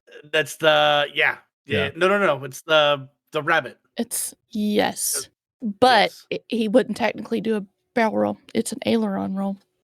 Or you can do a kick flip. Just do a fucking kick flip. Do a kick flip over that gap. Kick flip twist, baby. There it is. It's great. This scene is fantastic, even though it's impossible. Even Mythbusters tried to test this, and it didn't work. It wouldn't. This bus weighs way too much. The great thing is that they actually did jump buses. They actually set up a ramp. They got a couple buses to jump. When they got the bus to jump, though, the bus went out of frame because the front of the bus went too high in the air. So like the whole front of the bus is just out of the shot. And they're like, well, we can't really do it again. So we got to keep it that way. It works. The scene works, even if it's so implausible. I love it. They wouldn't have made it 50 feet, though. Oh, no. Like, this bus is in the air for an eternity. Like, what? Like a car wouldn't even correctly? Like it would be hard for a car to hit a ramp and make it across that. Dan, tell me, like, is that bus front wheel drive? No, it's not. Okay, I just wasn't sure if it would pull it forward. Like it should be rear drive at those, because it would be That's why it goes woo. Yeah, older bus. Yeah. Okay. It's great though. It's very dramatic. It works for the works. movie. Oh yeah, absolutely. It's fantastic. I don't hate it. I just want to talk about it. I'm not complaining. Yeah. The bus jump took me out of the movie. Fuck it. Fuck it. So they have a plan where it's like, hey, let's get to the LA airport, so LAX. So we could just drive around the airport to keep the bus going at the right speed. We don't have to worry about traffic and all that, so we can kind of figure out what helicopters. To do. Oh yeah, the helicopters can't go into the airport, so it'll make it harder for him to see what's going on. At least that's what they think. So Jack talks to Dennis Hopper about him getting off, and he tells him pretty much about his whole situation. You find out that he was a former cop, that he got injured on the job, and they kind of fucked him over. And I'm like, so we're just gonna kill a bunch of people? Seems pretty wild. He's already really killed a bunch of people. Motivation. I mean, his whole thing is like the LAPD screwed him over on his pension. Like he's not getting what he thinks he deserves, and so it's mostly about money, even though he's murdering people. Well, it was the Atlanta PD. Right. It wasn't LAPD. Right. Yeah. And it wasn't $32.7 million, Parker. It was 3.7. Did I say 32.7? Thought that's what he asked, like a double-digit million, right? No, it was 3. It was 3.7. 3.7. Oh, okay. I was like, that's a lot of fucking money. I was like, 32.7 million in 1994. God damn. This man is asking for way too much. I'll be on the phone like, I'm sorry, sir, but there's no chance. So you got to do what you got to do, I guess. What I love is the advertisement that's on the back of the bus. This is money isn't everything. Yeah, right. And I'm like, topical. That's exactly what he's wanting, is more money.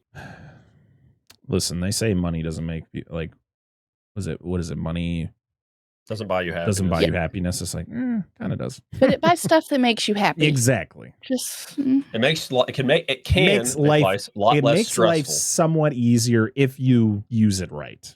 I want to just clarify that. I'm not just going to be like, money makes life easier. No. There's a lot of examples of why that's wrong. Budget. You still have to budget. Learn how to budget. You know, yeah.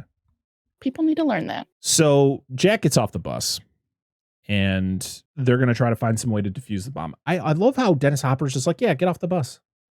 You going to try to defuse the bomb? Like, why would you even let him do that? Don't be gone for too long, Jack. Yeah, he does threaten him. He goes, don't try any fucking funny business. Like, don't try and get smart on me now. Don't grow a brain because I'll I love that line. He's like, don't try to grow a brain. Yeah.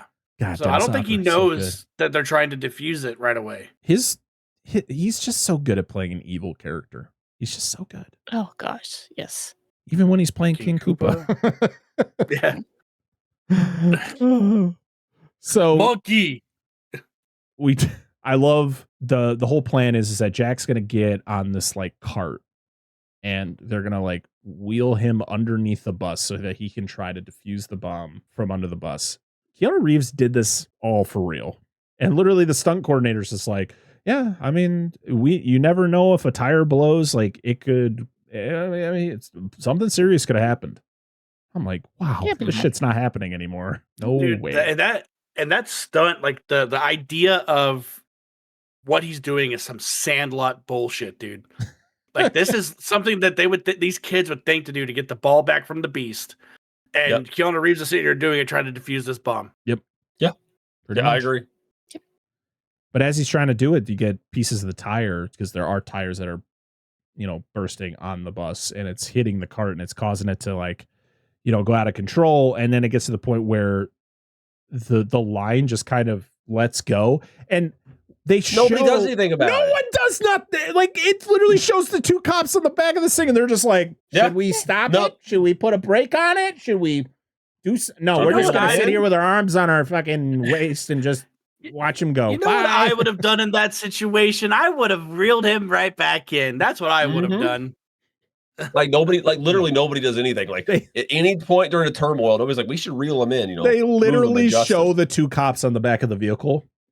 Yep. Doing nothing, just hands on the hip, watching him get sucked under this bus.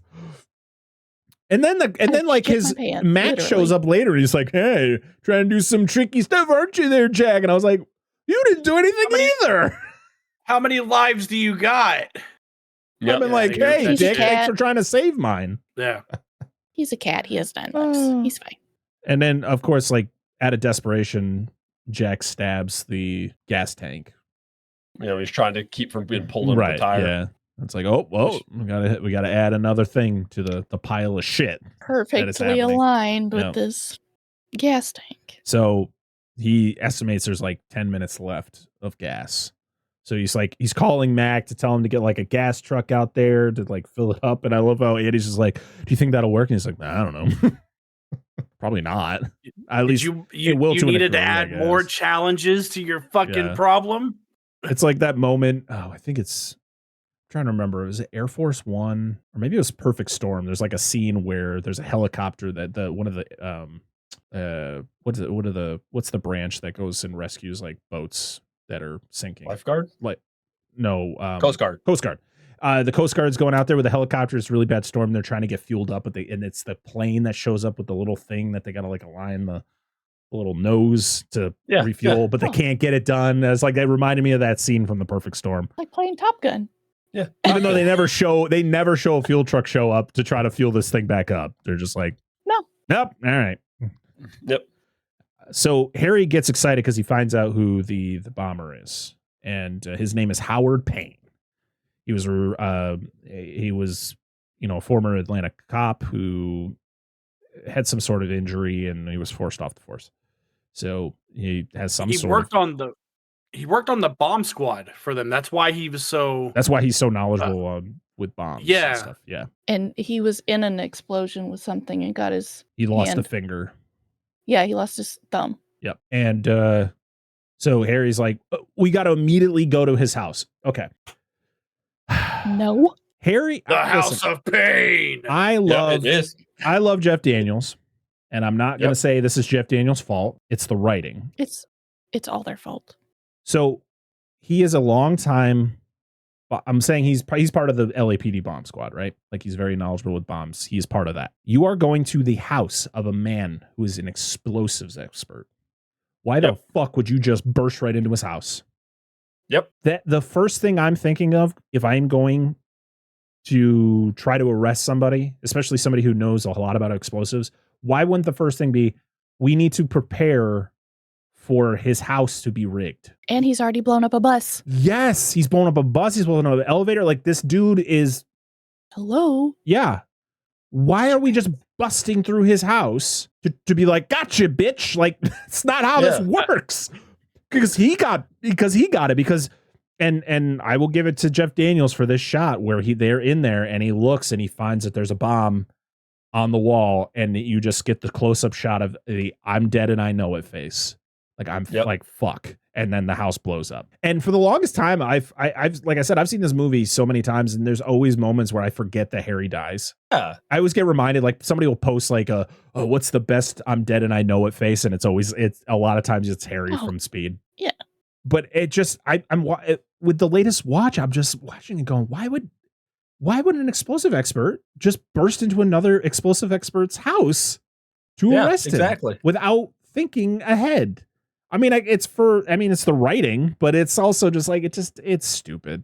And it's also supposed to be motivation for Jack because now his friend died and I don't know. Yeah, there's got to be some type of risk, I feel, because not that the situation they're in is risky, but now it's a personal level because, Keanu Reeves has already cost this man so much money. Like, why wouldn't he take something away from him? Mm-hmm. Yep. So, of course, Jack loses his shit, finds out his friend's dead. And, of course, Dennis Hopper. I'm just going to keep calling him Dennis Hopper. I don't like calling him Howard Payne, especially when you don't know his name for like 75% of the movie. But he literally like rubs in his face. He's like, oh, that's sucks about your friend. Maybe don't be a fucking asshole. And he might still be around. And I know he's the brains of the operation. Yeah. And they built this house after. They rebuilt this house after they blew it up. That's great. I do love that Annie's the one who chills him out because there's one point where he's like, we're all going to die. She's like, no, we're not. Don't say that. She goes, sun's getting low, big guy. Do you think that it's actually him like touching Black Widow's hand and he's just like, it's like a instant like ejaculation or something. And that's what, it's a pressure point. It's the nut point. Wait, is that in your hand or in your foot? Dan, I need you to explain Hulk-sized nuts now. I imagine. I'm not talking about his nuts. I'm talking about the act of. Oh, listen. No, hold on. I was gonna say if he grows, everything grows. The best analogy. Fucking Vesuvius, man.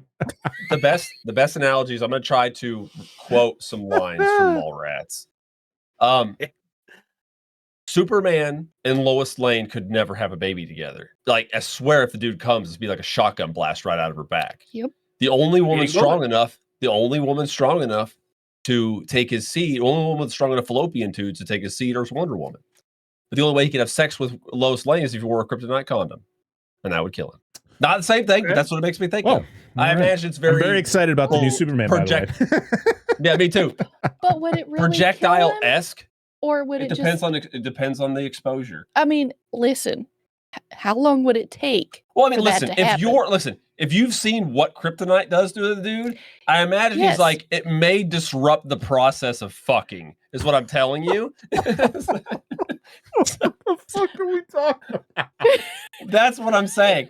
But what I'm trying to say, Parker, you started it with saying the Hulk ejaculates. Then I asked Dan to elaborate. Hulk nutting is like a long. I said something. You sent it to the person who's just gonna go on forever explaining about the Hulk. Now we're talking about Superman. I imagine Hulk nutting as very similar high velocity ballistic properties. You'll never be monetized on YouTube, by the way, ever. Never. I think it'd be more like an elephant trunk spitting water. I think that would be like a fire hose. I can't wait for people to get to this point and go, and they go, do I continue or do I skip? Like, should I put that as like a breakdown so when people are listening, it's just Hulk ejaculations chapter of the podcast? Like that's was not a visual. That was not a visual. No, this isn't getting cut. Everyone's hearing this. This isn't just for this isn't just for Patreon. This is everybody. This is part of the experience. Exactly. This is going to make it. This is going to see who really enjoys our show. Do you think when he gets done, he's like Hulk nut, and then but once he does, it's such an experience. And he just reverts back, and then he just picks it up and just goosh, like a hammer. When he's done, he goes Hulk naps. Yeah, and then I just assume when he nuts, it's like instantly reverts from Hulk to Bruce Banner. Yeah, but he comes back in like a crying fetal position. It's immediate. It's not a slow de-escalation. It's just immediate. He's Bruce Banner, and it's like he drains. That's what you're saying. It's like a fucking tube of toothpaste. He's like that guy from. He's like that guy from. He's like the dude from Parasite. He's like Zeke from Parasite. Yeah. Hold on. We're continuing. This is not stopping. So hold on. Before see what you started. I want to get this last part. Yeah, Parker. Before he climaxes, because the body builds up to it. I want it to be an audible sound, like war drums, like right before his testicles just make this vicious like drumming. All I can see is him. This little Hulk talks. I'm a nutting Hulk. I want to say I'm sorry, but this is great, Dustin. Listen, month of action. Hey, I haven't been on here for a while, dude. No apologies. We are no apologies here at Dissect That Film. If you've listened to us this far, you know how it goes. Oh my God, can we continue? Is when they make him turn and they're like, make him angry. And all I can see is him jumping in the air and landing on a lady. Which lady he chooses. All right, let's move on. Oh my God. That's called murder. I'm just fucking skewered her, dude. Oh. Hey, it depends on which one he chooses. All right. Well, so they discover there's a camera on the bus. He's bad. They discover there's a camera on the bus that he's been watching them the whole time. Yes, because he calls Annie Wildcat, and she's from Arizona. Yeah, she went to the university. Or she wears Arizona. Yeah. He says it a few times. Yeah, because he says it. He's like, oh yeah, he called you Wildcat before, but I never put it together. Yep. And he's like, University of Arizona, and you're the Wildcats. And she's like, yeah, I love how he's like, oh, a good football team. She's like, I guess, I don't know. She just likes the. No, she went there.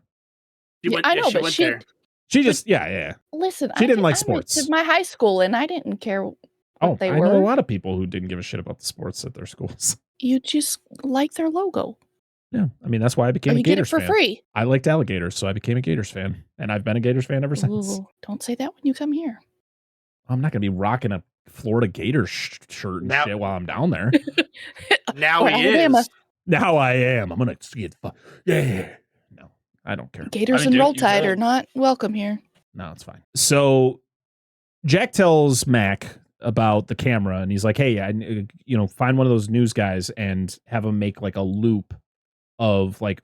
So he pretty much stages everybody to like stay still and kind of look like everything is okay, and so they make like a 1 minute loop, and then they set it up. I don't know how this van is able to do this. He's just able to like hack into the camera that's on the bus.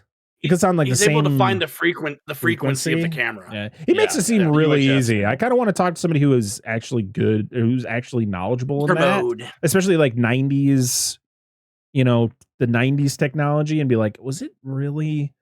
If anyone who's listening to this knows for a fact if it was this easy to do something like this, let us know in the comments. Or I DM just me. I don't know. assume they have all the same frequency, and he can just tune in by. Yeah. Yeah, because you could do the same thing with shortwave radio. Yeah, like stuff like that. Yeah. Stuff like that. You can just find the frequency. Hijack. I mean, Hulk nut over. Dude, listen, dude. All right, holy no. fuck. We will discuss this after. I need to talk about a movie about that after we're done. Okay, carry on. Okay. Keep that up here. So they are able to do the loop. They're able to trick Dennis Hopper. They're able to get all the passengers off the bus, and the wheels just start busting. And God, I used the wrong word. Sorry. The wheels start to explode. It makes me feel good. And then Goodyear nut. they escape on the bus floor panel. I do like this escape where they the big one. The panel. He's like, I don't think I can do this. Is like, bitch, you better get on this thing. We're getting off. It's the only fucking way. Yeah. But it was pretty cool because like during this part, like when they make that transition, they don't know that they know Dennis Hopper's watching, but they don't know what he's doing. But we catch him coming out of the fucking bathroom going, and that's what we hands. I didn't hear jack shit. What was the song he whistled, Nasty. Danny? Or Danny? Who's Danny? Who the fuck are you talking about? I don't know. Who the fuck are you talking You guys got my brain all fucked up right now. I'm so out of I whack. was thinking about Hulk Nut. What was the song he was whistling, Dustin? He was whistling the "Whistle While You Work" song. Oh yeah. Oh the Whistle while you Snow White song. Yeah. Oh, maybe he wasn't going Copyright to. strike. Yeah. Whistle while you twerk. Something like that.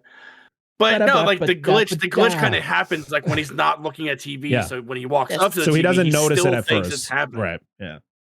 It's when he has doesn't to notice look it for a really, while. He has to look like really close. Well, because Yeah. he starts to get suspicious, like based on what's being reported. So yeah, they're able to get everybody's off the bus. We get this really dramatic shot of the bus, like going through like a what is it called? Hangar. And Yeah. like swerving around, and then it hits this plane. And I was like, I hope no one was on that plane. That plane's fucked. Plane was expensive too. Saving this busload of 12 people while blowing up the plane full of 95 to 300. I think this is a cargo plane. Yeah. It doesn't There's matter. That's a Something ratio he's willing to take. Yeah, Yep. I don't think. I think Oh, I think they later say like it was. They were just transporting the plane, so there was no one on No, it. it Also, was $80,000. which not. I guess not that much. 94. That's still a lot. Excuse me, Mr. Moneybags. No. I'm talking about for production Oh, shit. wise. I'm not talking about in Sorry, reality. No, I wish I had 80 grand.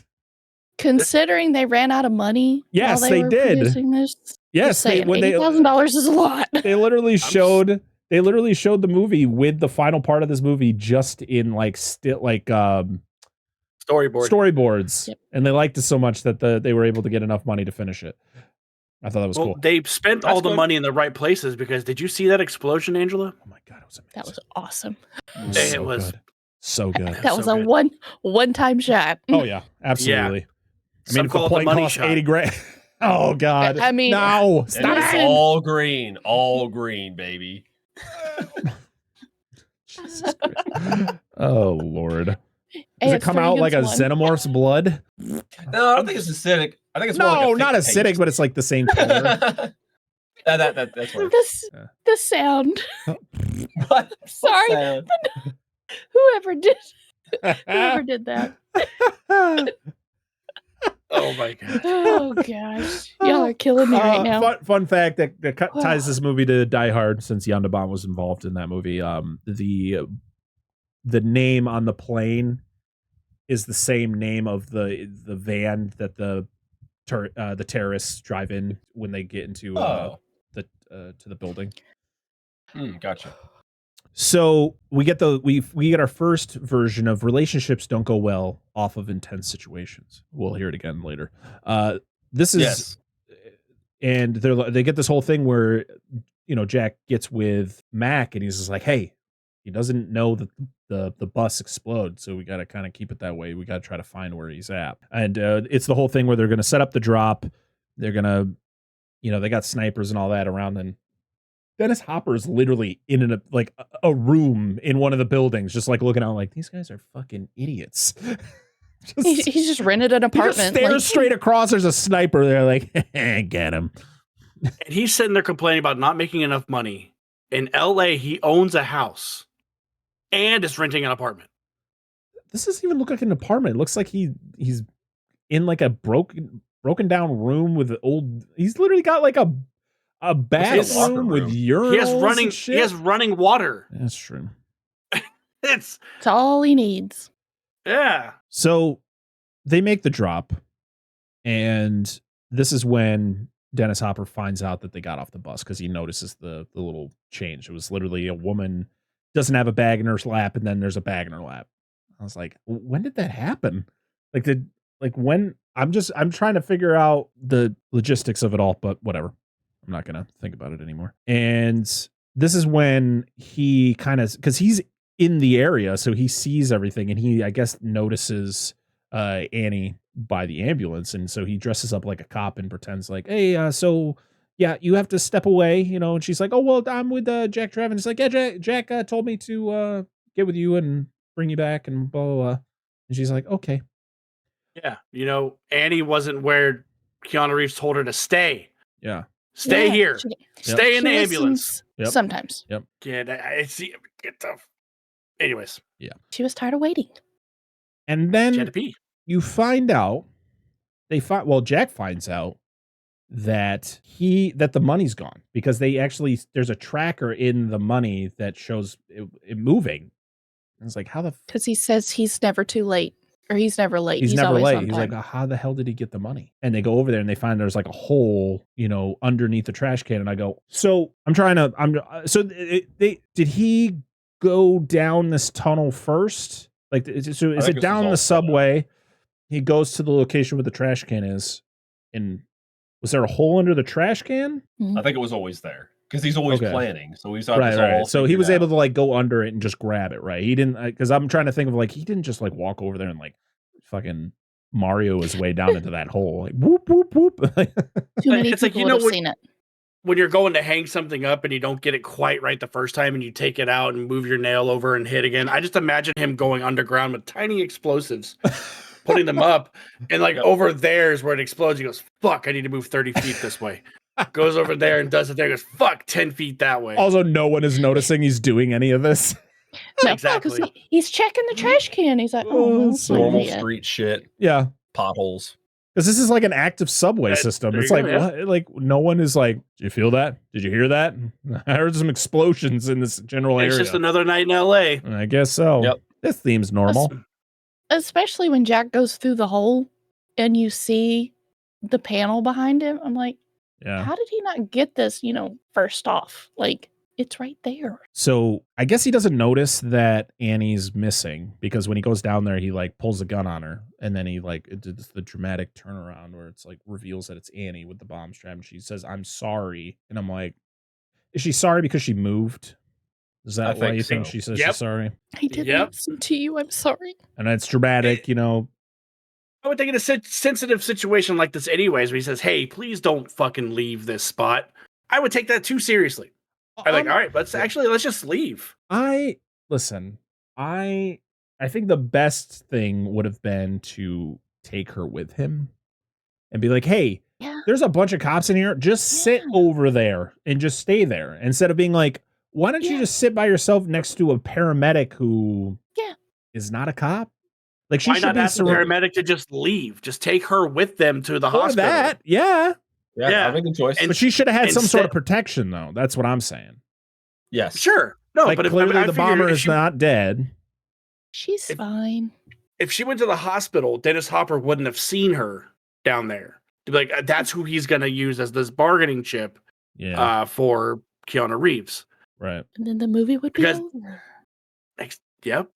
Yeah. So yeah, he makes he says all his lines to Jack about, don't be stupid, and I love where Jack calls him crazy. He's like, poor people are crazy. I'm eccentric. Yeah. Yeah. And he just hijacks the subway. And did the train driver look like the guy who plays Eddie Carr in The Lost World? Didn't get that vibe. Hey guys, guess what? It was Richard Schiff played Hugh, train driver. It was Eddie Carr from The Lost World. We got 2 Lost Worlds alums in this movie. There you go.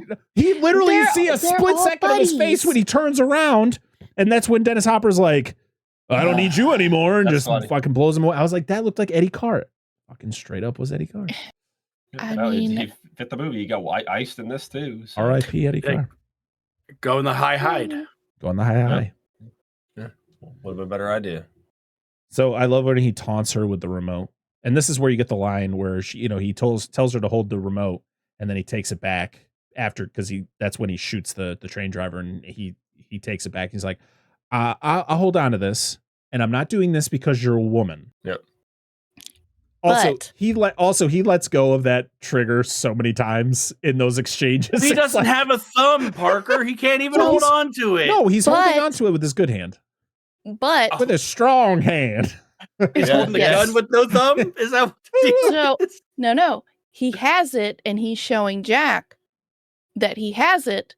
But when they go and get on the train, he's got the gun. He doesn't have the trigger. That's a... Yeah, it's true. It does. Like he does jumping not between scenes, have he'll it go between having it and not having it, and having the MP5 out. because he has the gun, but he Right. can't hold both. He doesn't have anything in sorry. his other hand. Having a trigger where you constantly have to hold something sounds terrible. Sounds Exactly. like, why don't you just have a button? Yeah.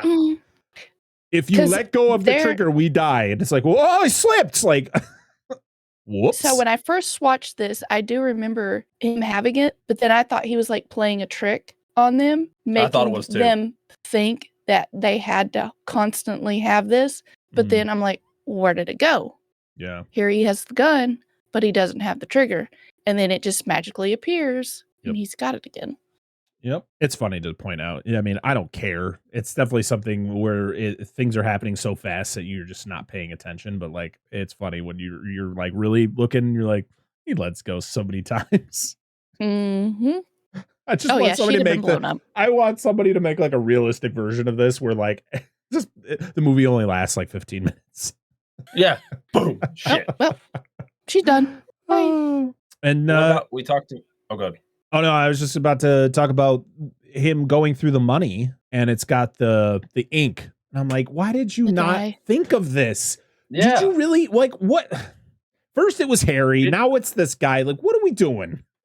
But didn't Sandra Bullock like transfer it from the clear bags to the burlap sack he had? He did. Like that was one of his demands. He's like transfer it into this bag. Huh. Like where the fuck did he get Ivan's ooze from? That's great. That's a good question. I don't know. Yeah, actually, I didn't think of that. I completely forgot the fact that she transfers the money before he actually looks through the money. Yeah. Angela also pointed out the train should have stopped when the Yes. the So driver once he shoots the driver, it's called a dead man switch or something like that. So when he falls off, it should have stopped. So their explanation was, it just failed. Yeah, there's a couple of failures. And they're saying it's because and they're also saying that because he shot up the panel, that it might have caused the dead man switch to fail. Yeah, but the panel should have made it stop too. Yeah. But we wouldn't have that awesome conclusion, Angela. I know. There's a couple of other ones that whatever. Yeah. Whatever. What do I know? I just work here. I don't even go here. I don't even, this isn't even my school. Yeah. So now we have a battle on top of the train. And I'm just trying to think of how Jack doesn't have the upper, like, for one, Boy has a club for a hand, pretty much. And then he's also holding the trigger in the other, and he still has opportunities to hit Jack. I was like, Jack should have been beating the shit out of this dude. Yeah, he's a disadvantage. Like Jack's way better shape. Yeah. Like if they had made it like where Jack got like injured somehow and he was just like handicapped in some way, like that maybe. Yeah. But no, we don't have any of that. He should just beat his ass. Like I'm not saying he wouldn't have put up a fight. You know, he's still an officer, you know, but he hadn't done it in a while. He was older, I'm assuming. But still, I don't know. Yeah, and we get he hits him with the trigger. He hits him with the trigger a couple times. I was like, yeah, it probably hurt. Yeah, but would that metal? like depending on how hard you hit him, that you could like activate the bomb pressure. Yes. Sandra Bullock just dies. Just here. Yeah. We do get just lose half the train. I do love when Dennis Hopper is taunting her and he's talking about like if she blows up, like, you know, she'll be blown into pieces. And it's like they won't even like be able to collect all of your pieces to figure out who you are. I was like, and it would buy him time. Yeah, and it would buy him time to escape. He takes the trigger and he like, ooh. I was like, dude, you might want to back up. He's like, I don't have a thumb. I don't have a thumb. I'm also thinking to myself, like, you're like 2 inches from her, dude. Like, if you blow her up, you're dead too. Yeah. Stop messing around. Well, apparently not. Apparently, he has plot armor, dude, because he survived the explosion at the beginning of the movie. Yep. I think it was on purpose, though. I think that was his whole point. That was his way of escaping, even though he doesn't hide for very long. He just tries to make him forget. Yeah. We got to make sure I pretend I'm dead. So yeah, Jack is able to like hold his head up. There's a moment where Jack's crawling on top of the train and you see those lights like every so often fly by and it's like, oh, foreshadowing. And during the fight, he like pins his head up so that he can't duck down. And I love this effect where the freaking light hits him in the head and his whole body just folds up. And just, Yep. Great dummy kill. Love it. That train's got to be going like 70 miles an hour. Absolutely. Like, it's got to go over 50. Yeah. Because that's going at least 50. But dude, like seeing his body fold in half like that and his fucking block getting knocked off. So good. So good. Oh my God. And I just love it. He's like, I'm taller. And I was like, yeah. I don't know. What? All right. Because he still has his head. But we do get another, but we had to get another joke 10 seconds later where he goes down and he's like, oh, what happened to him? And he's like, oh, he lost his head. It's like, ha ha ha ha. I mean, yeah. Just lost his head, man. Whoa. So guess what, guys? Just like on the bus with the unfinished road, now the train track isn't finished. I'm like, couldn't you guys come up with something different? They ran out of money again, Angela. I mean, literally, this train would have not gone on this track. They would have sent it somewhere else. No, there would have been no power to this track. And yes, because the guys would not have been working on tracks with power. Yeah, they would have been just walking over the railing. There was water. Also, never would have been that way. Also, how many hours have these guys worked on this new track and this thing gets fucked in the matter of seconds? They're all running away. Damn. Great miniature work here. I love it so much. Where Jack comes up with the idea is like, I need to derail the train. And so he speeds it up, but then you get this really tense moment where Annie's still handcuffed to the pole and Jack doesn't have a key. And she's like freaking out, thinking she's going to die. It even gets to the point where she's like, you need to get off the train and all that. And like, again, Sandra Bullock, fucking fantastic actor. She's fucking great in the scene where she like genuinely looks terrified. She's crying. Jack's like, you get that moment where Jack's just like, I don't have a key. And I was like, why'd you have to say it like that, bro? Like, give her some slimmer of hope. I don't have a key. Hey, our middle one's like, if she'd break her thumb, she could get out of it. I love how that's the how do you know now. that? Yeah. Castle Freak style, dude. Yeah. Oh my God, that movie is fucking crazy. So It works. They jump the track. They would have died. Like, this is crazy. This is absolutely crazy. But it's like, I feel we've done this before. Like, we're just doing the same thing again, just on a train. And I love when they show the train going up towards, I can't remember what street this is in LA. This isn't Sunset. No, that's different. Never mind. They go through that sign. And you could see the guys in front know it's coming because they're like bracing to like having to run away from the sign. Yeah. I love it. Yep. Thing busts Comes through. with the run. Yep. It busts through the wall. It slides to a stop. This was a bus dressed up as a train, by the way. So another bus. Forever. Even when it's a train, it's a bus. It's a bus. Busception. It's fantastic. Yep. And just the miniature work for the last like 5 minutes of this movie. So good. Just everything being practical. No CG in this movie. It's all practical. Like, even the stuff that they had to do, like with the bridge, there was all matte paintings.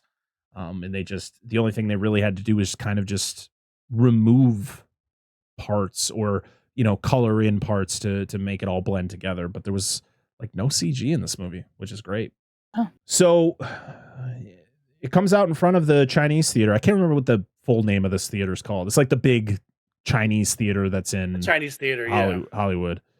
And it's showing 2001: A Space Odyssey. I was like, you could, okay. I mean, that movie came out in 68, I think. So something like that. It's the dollar theater. I go see 2001: A Space Odyssey for $1. I'd buy that for $1. Yeah. We used to have a dollar theater. Yeah, It was great. Starship 9. And we then get the line that we got before where it's like, relationships don't work based off of intense sequences or intense situations. And she's like, well, I guess we're going to have to base our relationship on sex. And I was like, imagine if something came out was like a porn of Sandra Bullock and Keanu Reeves. I would have signed up for it. I would have been there. With starring the Hulk? Get out of here with the Hulk. Get out of here. That shit. But dude, like they're sitting there, sucking face and all this shit, and you have like that crowd of people. I love they're all laughing and clapping and taking pictures. I'm like, how come nobody's going in there to help them out of this fucking train? No one is concerned at all. They're like, these special effects these 3D effects look great. The funniest thing is it crashes into a tour van, and the guy's more concerned about the damage to his van than he has that effect of their train shot through the ground. You hit my van. Oh God. But that's it. We get credits. We get a Billy Idol song where speed is mentioned in the song. And that is it. That is 1994's Speed. Now it's time to go around the room and talk about our final thoughts on the movie. We're going to start with Angela since it is her movie. Angela, does this movie still kick ass? Oh, hell yeah. Perfect Sandra answer. Bullock is a great actress. She does great. I can't come up with anything wrong other than, the certain things that I pointed out that were, yeah. But what movie doesn't have dumb decisions? I'm not hating on this. Love that I picked it. Would pick it again. What is your favorite moment of the movie? Oh shit. Can I tell you the moment I hate the most? That's probably what. Sure. Them making out at the end. Why was it needed? Because it is. I love him stealing the car. The whole scene with Toon Man. He's like, it's all Grand Theft Auto. Oh, absolutely. 100%. So good. Dustin, what did you think? So with this being a first time all the way watch through, I wasn't entirely mad at this movie. Good. I didn't hate it. I don't love it, but it's also because I've learned. Angela, let me finish before you get disappointed with me. You've already disappointed me. It's okay. I've learned, but with doing B action, that vehicle action is not my favorite. Like anything to do with a vehicle. But I did enjoy this. I did enjoy Sandra Bullock with as much shit as I was giving her. Her character Annie in this, there were parts where I just couldn't stand, but she is really good in this. Dennis Hopper is phenomenal in this. Keanu, as much as I didn't like him then, I like him now. He's fine. He did really good in this. Like I enjoyed it. So this movie is pretty badass. Like all of the practical stuff in it, the explosions, everything, the squibs of people getting shot looked really good. Really good. So badass. Oh, I was about to ask, where would you rank it on the scale, the B action scale? But you said badass, so I'm going to take it. I take away my point. We could still be friends. Yeah, I'll forgive you that you made a bald joke about me, Angela. Listen, I made it about you before we started recording. Well, now everybody knows that it happens.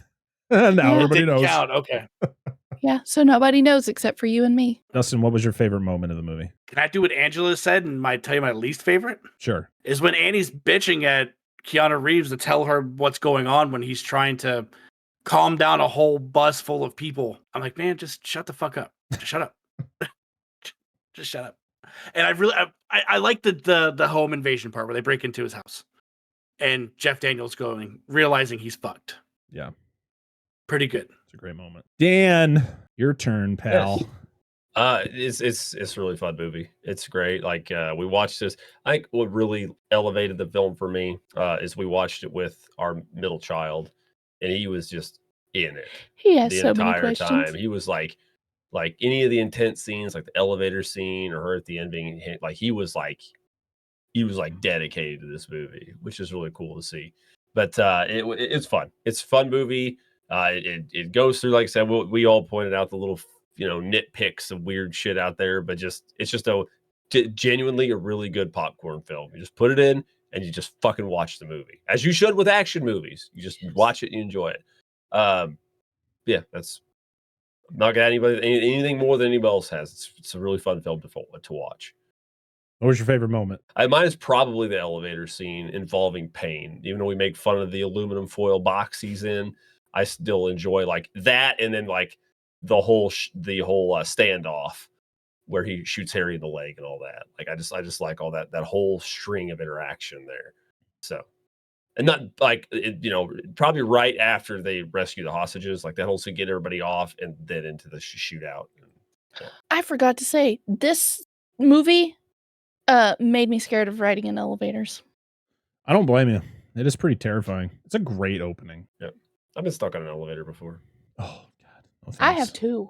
I don't like it. My youngest elevators. is petrified of elevators, so we usually don't use them. That's fair. I'll make this story brief. We were cleaning a hotel, a resort, got in the elevator, and it was acting weird. Went down. I had to we went up higher floor. I came back down to the first floor to grab something, and we got somewhere between 1 and 2, and the elevator just stopped. And I was just in the elevator for about 15 minutes. And I just decided to work. Well, at least it was only 15 minutes. It was clocked. It clocked out. It did. It had to. Yeah. Like, I did my job today. I'm done. It got just before an elevator before, like it'll do that, like settle, and then the door will open. It got maybe a couple feet before that. Like if the doors were pried open, I could climb out to this first floor, but it just stayed there. And I was like, well, I told my guys, I'm stuck on an elevator, so like I'll get out eventually, and like it just I'll get out eventually. Yeah, I got stuck on one. It's one of those where you have to close the door. It's an older elevator. Ones. Like a lift, and yeah. So we got stuck in there and I had to climb out. Yeah, it was one of those right after watching we just talked about it. Resident Evil. Nope. No. Stop it. Goosebumps. It was Goosebumps that started it. And we were watching something and I got stuck in that elevator. I was like, all because of Goosebumps. Damn it, Goosebumps. Starting every child's. Love it. Yeah. Yeah, this movie still kicks a lot of ass. It's funny. It's fun to go through movies that you love and kind of make fun of them for some of the dumb decisions that they make, but it doesn't take away the fun factor of it all. Like I still have an absolute blast from beginning to end. With this one, I love, I think this is one of my favorite Keanu Reeves movies. I think this is one of his best performances. He's not considered like an amazing actor, but I think he does fantastic in this. I think he separates himself from like the things that he's done and, you know, that he was doing before this. Like when you think of like the generic, like Keanu Reeves surfer, you know, talk, it's, you know, Bill and Ted, it's even Point Break. You know, in Dracula, he tried to do a British accent and it just didn't work. Where this just seemed, you know, like something new for him. And he almost didn't take this. He really didn't want to do action. And he was persuaded to do it. So thank God for that. I like Sandra Bullock in this movie. I think she's great. Yes, she does have some annoying moments, but I think her in distress acting is fantastic.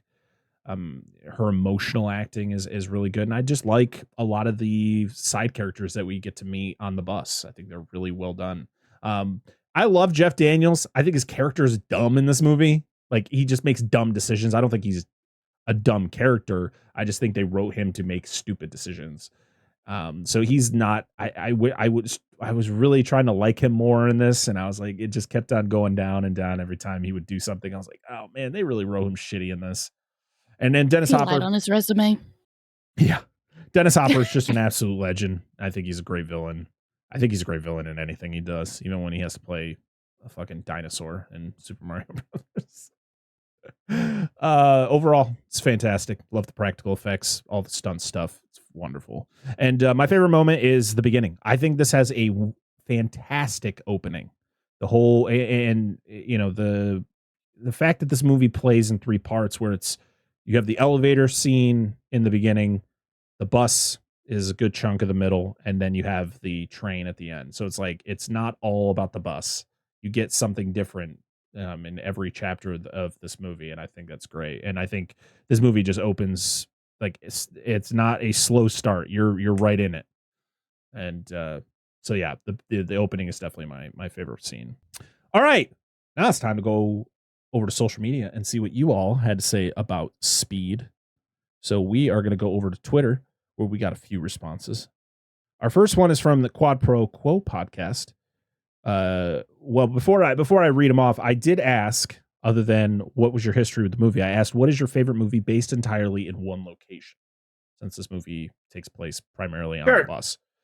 Quad Pro Quo podcast says, do From Dusk Till Dawn and Sinners count as one location? I'm going to pass it. Because most of it the does. majority of those movies take place in a single location. It says, I love both. They say, I love both of these movies and they have a similar vibe. Speed is such a great action-packed popcorn movie. The chemistry between Keanu and Sandy B is so natural. Also, love anything with Jeff Daniels. Stu World Order, or at SWO Productions, says, watched Speed over and over the year it came out in VHS. It's still one of the first movies I think of when I think of summer blockbusters. Absolutely. Chris, or at Rudy5453, says Phone Booth is an underrated one location movie, or at least mostly forgotten by most people. And I agree. That's a very underrated movie. I really enjoy it. Colin Farrell, Kiefer Sutherland.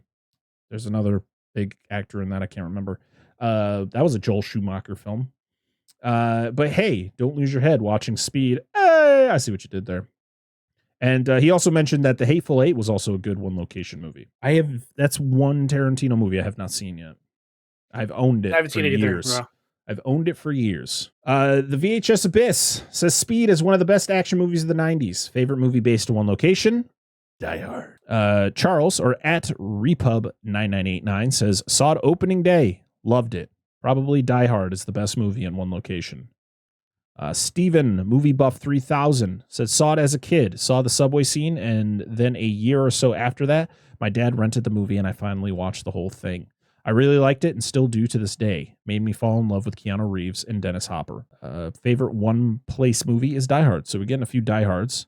Altitude Era Wrestling Review says favorite film in one location has to be Clerks. Like it.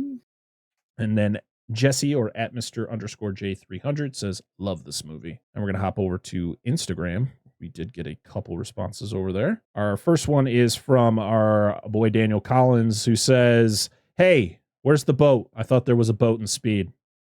Speed 2, Daniel. Fucking Daniel, dude. This spicy asshole.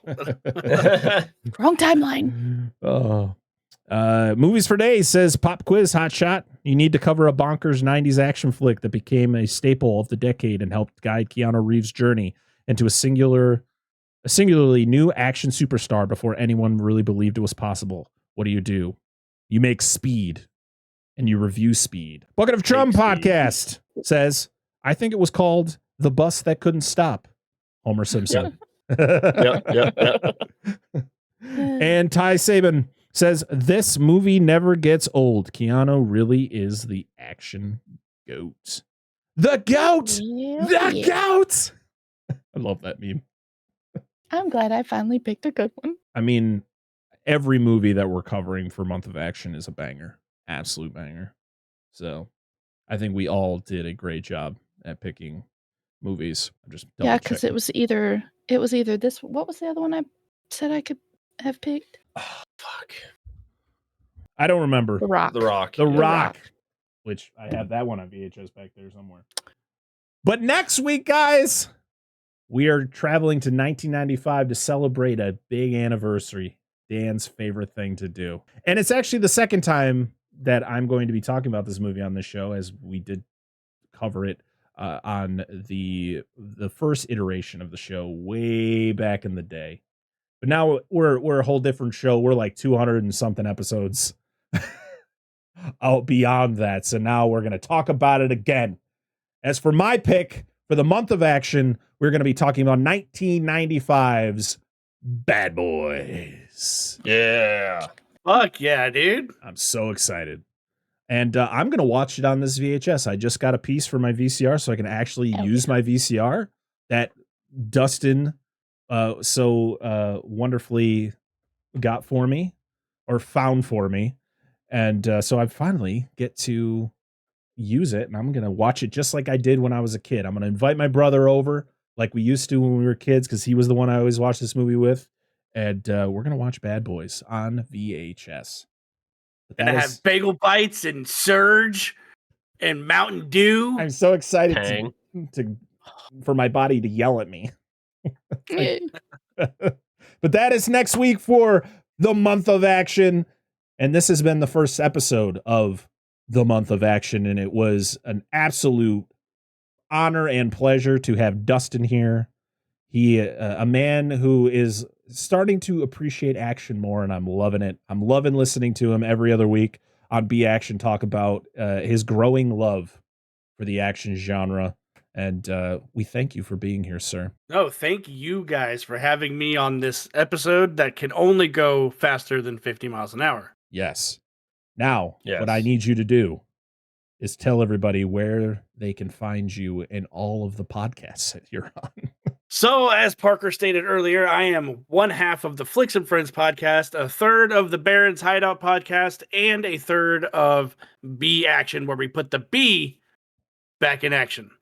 We're on all social medias. So anywhere on Instagram, Twitter, TikTok, you can search any of those names. You can see what's going on. But this whole month, all three shows, we're doing Month of Action as well. So it's a lot of shit's cooking between the three of us, and between three of the shows, and it's going to be great. It's going to be great.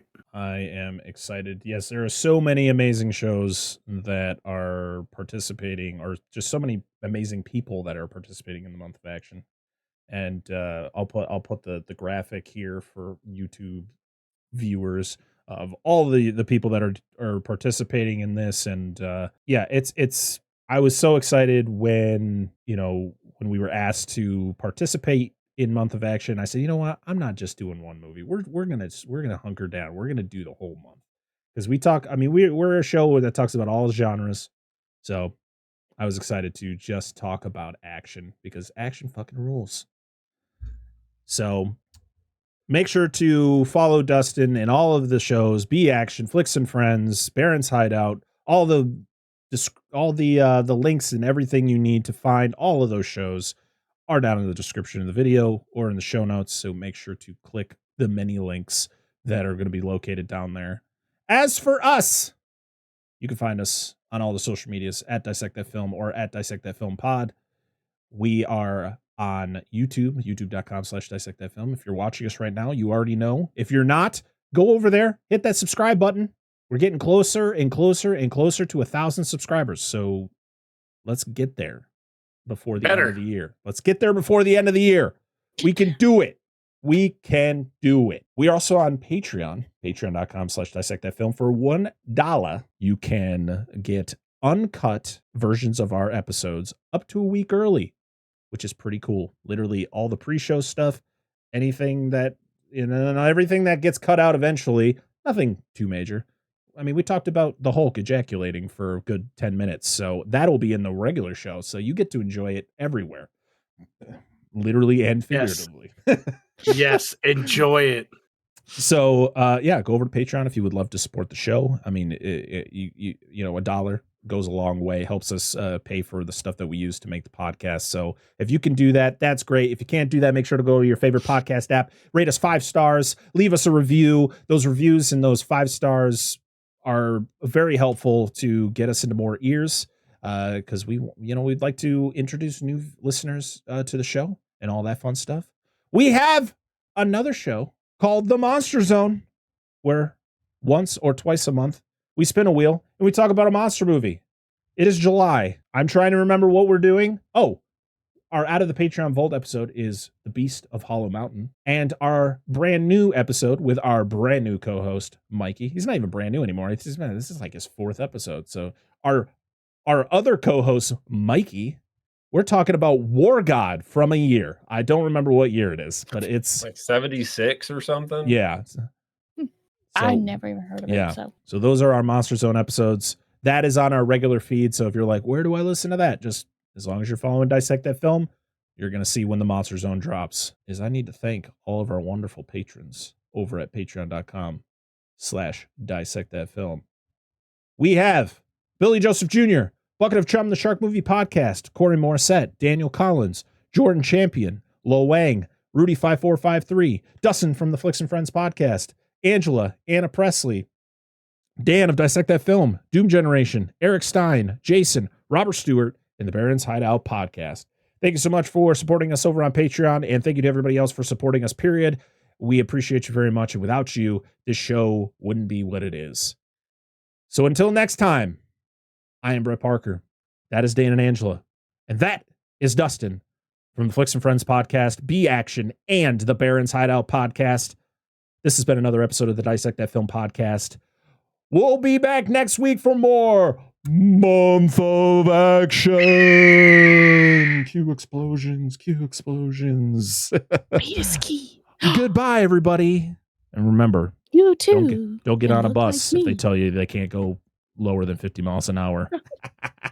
Bye. You too can look like me. Ka-chow. That was one hell of an action sequence, soldier. I haven't seen shooting like that since the Battle of New Hope. The Month of Action couldn't have done it without you. Mission accomplished.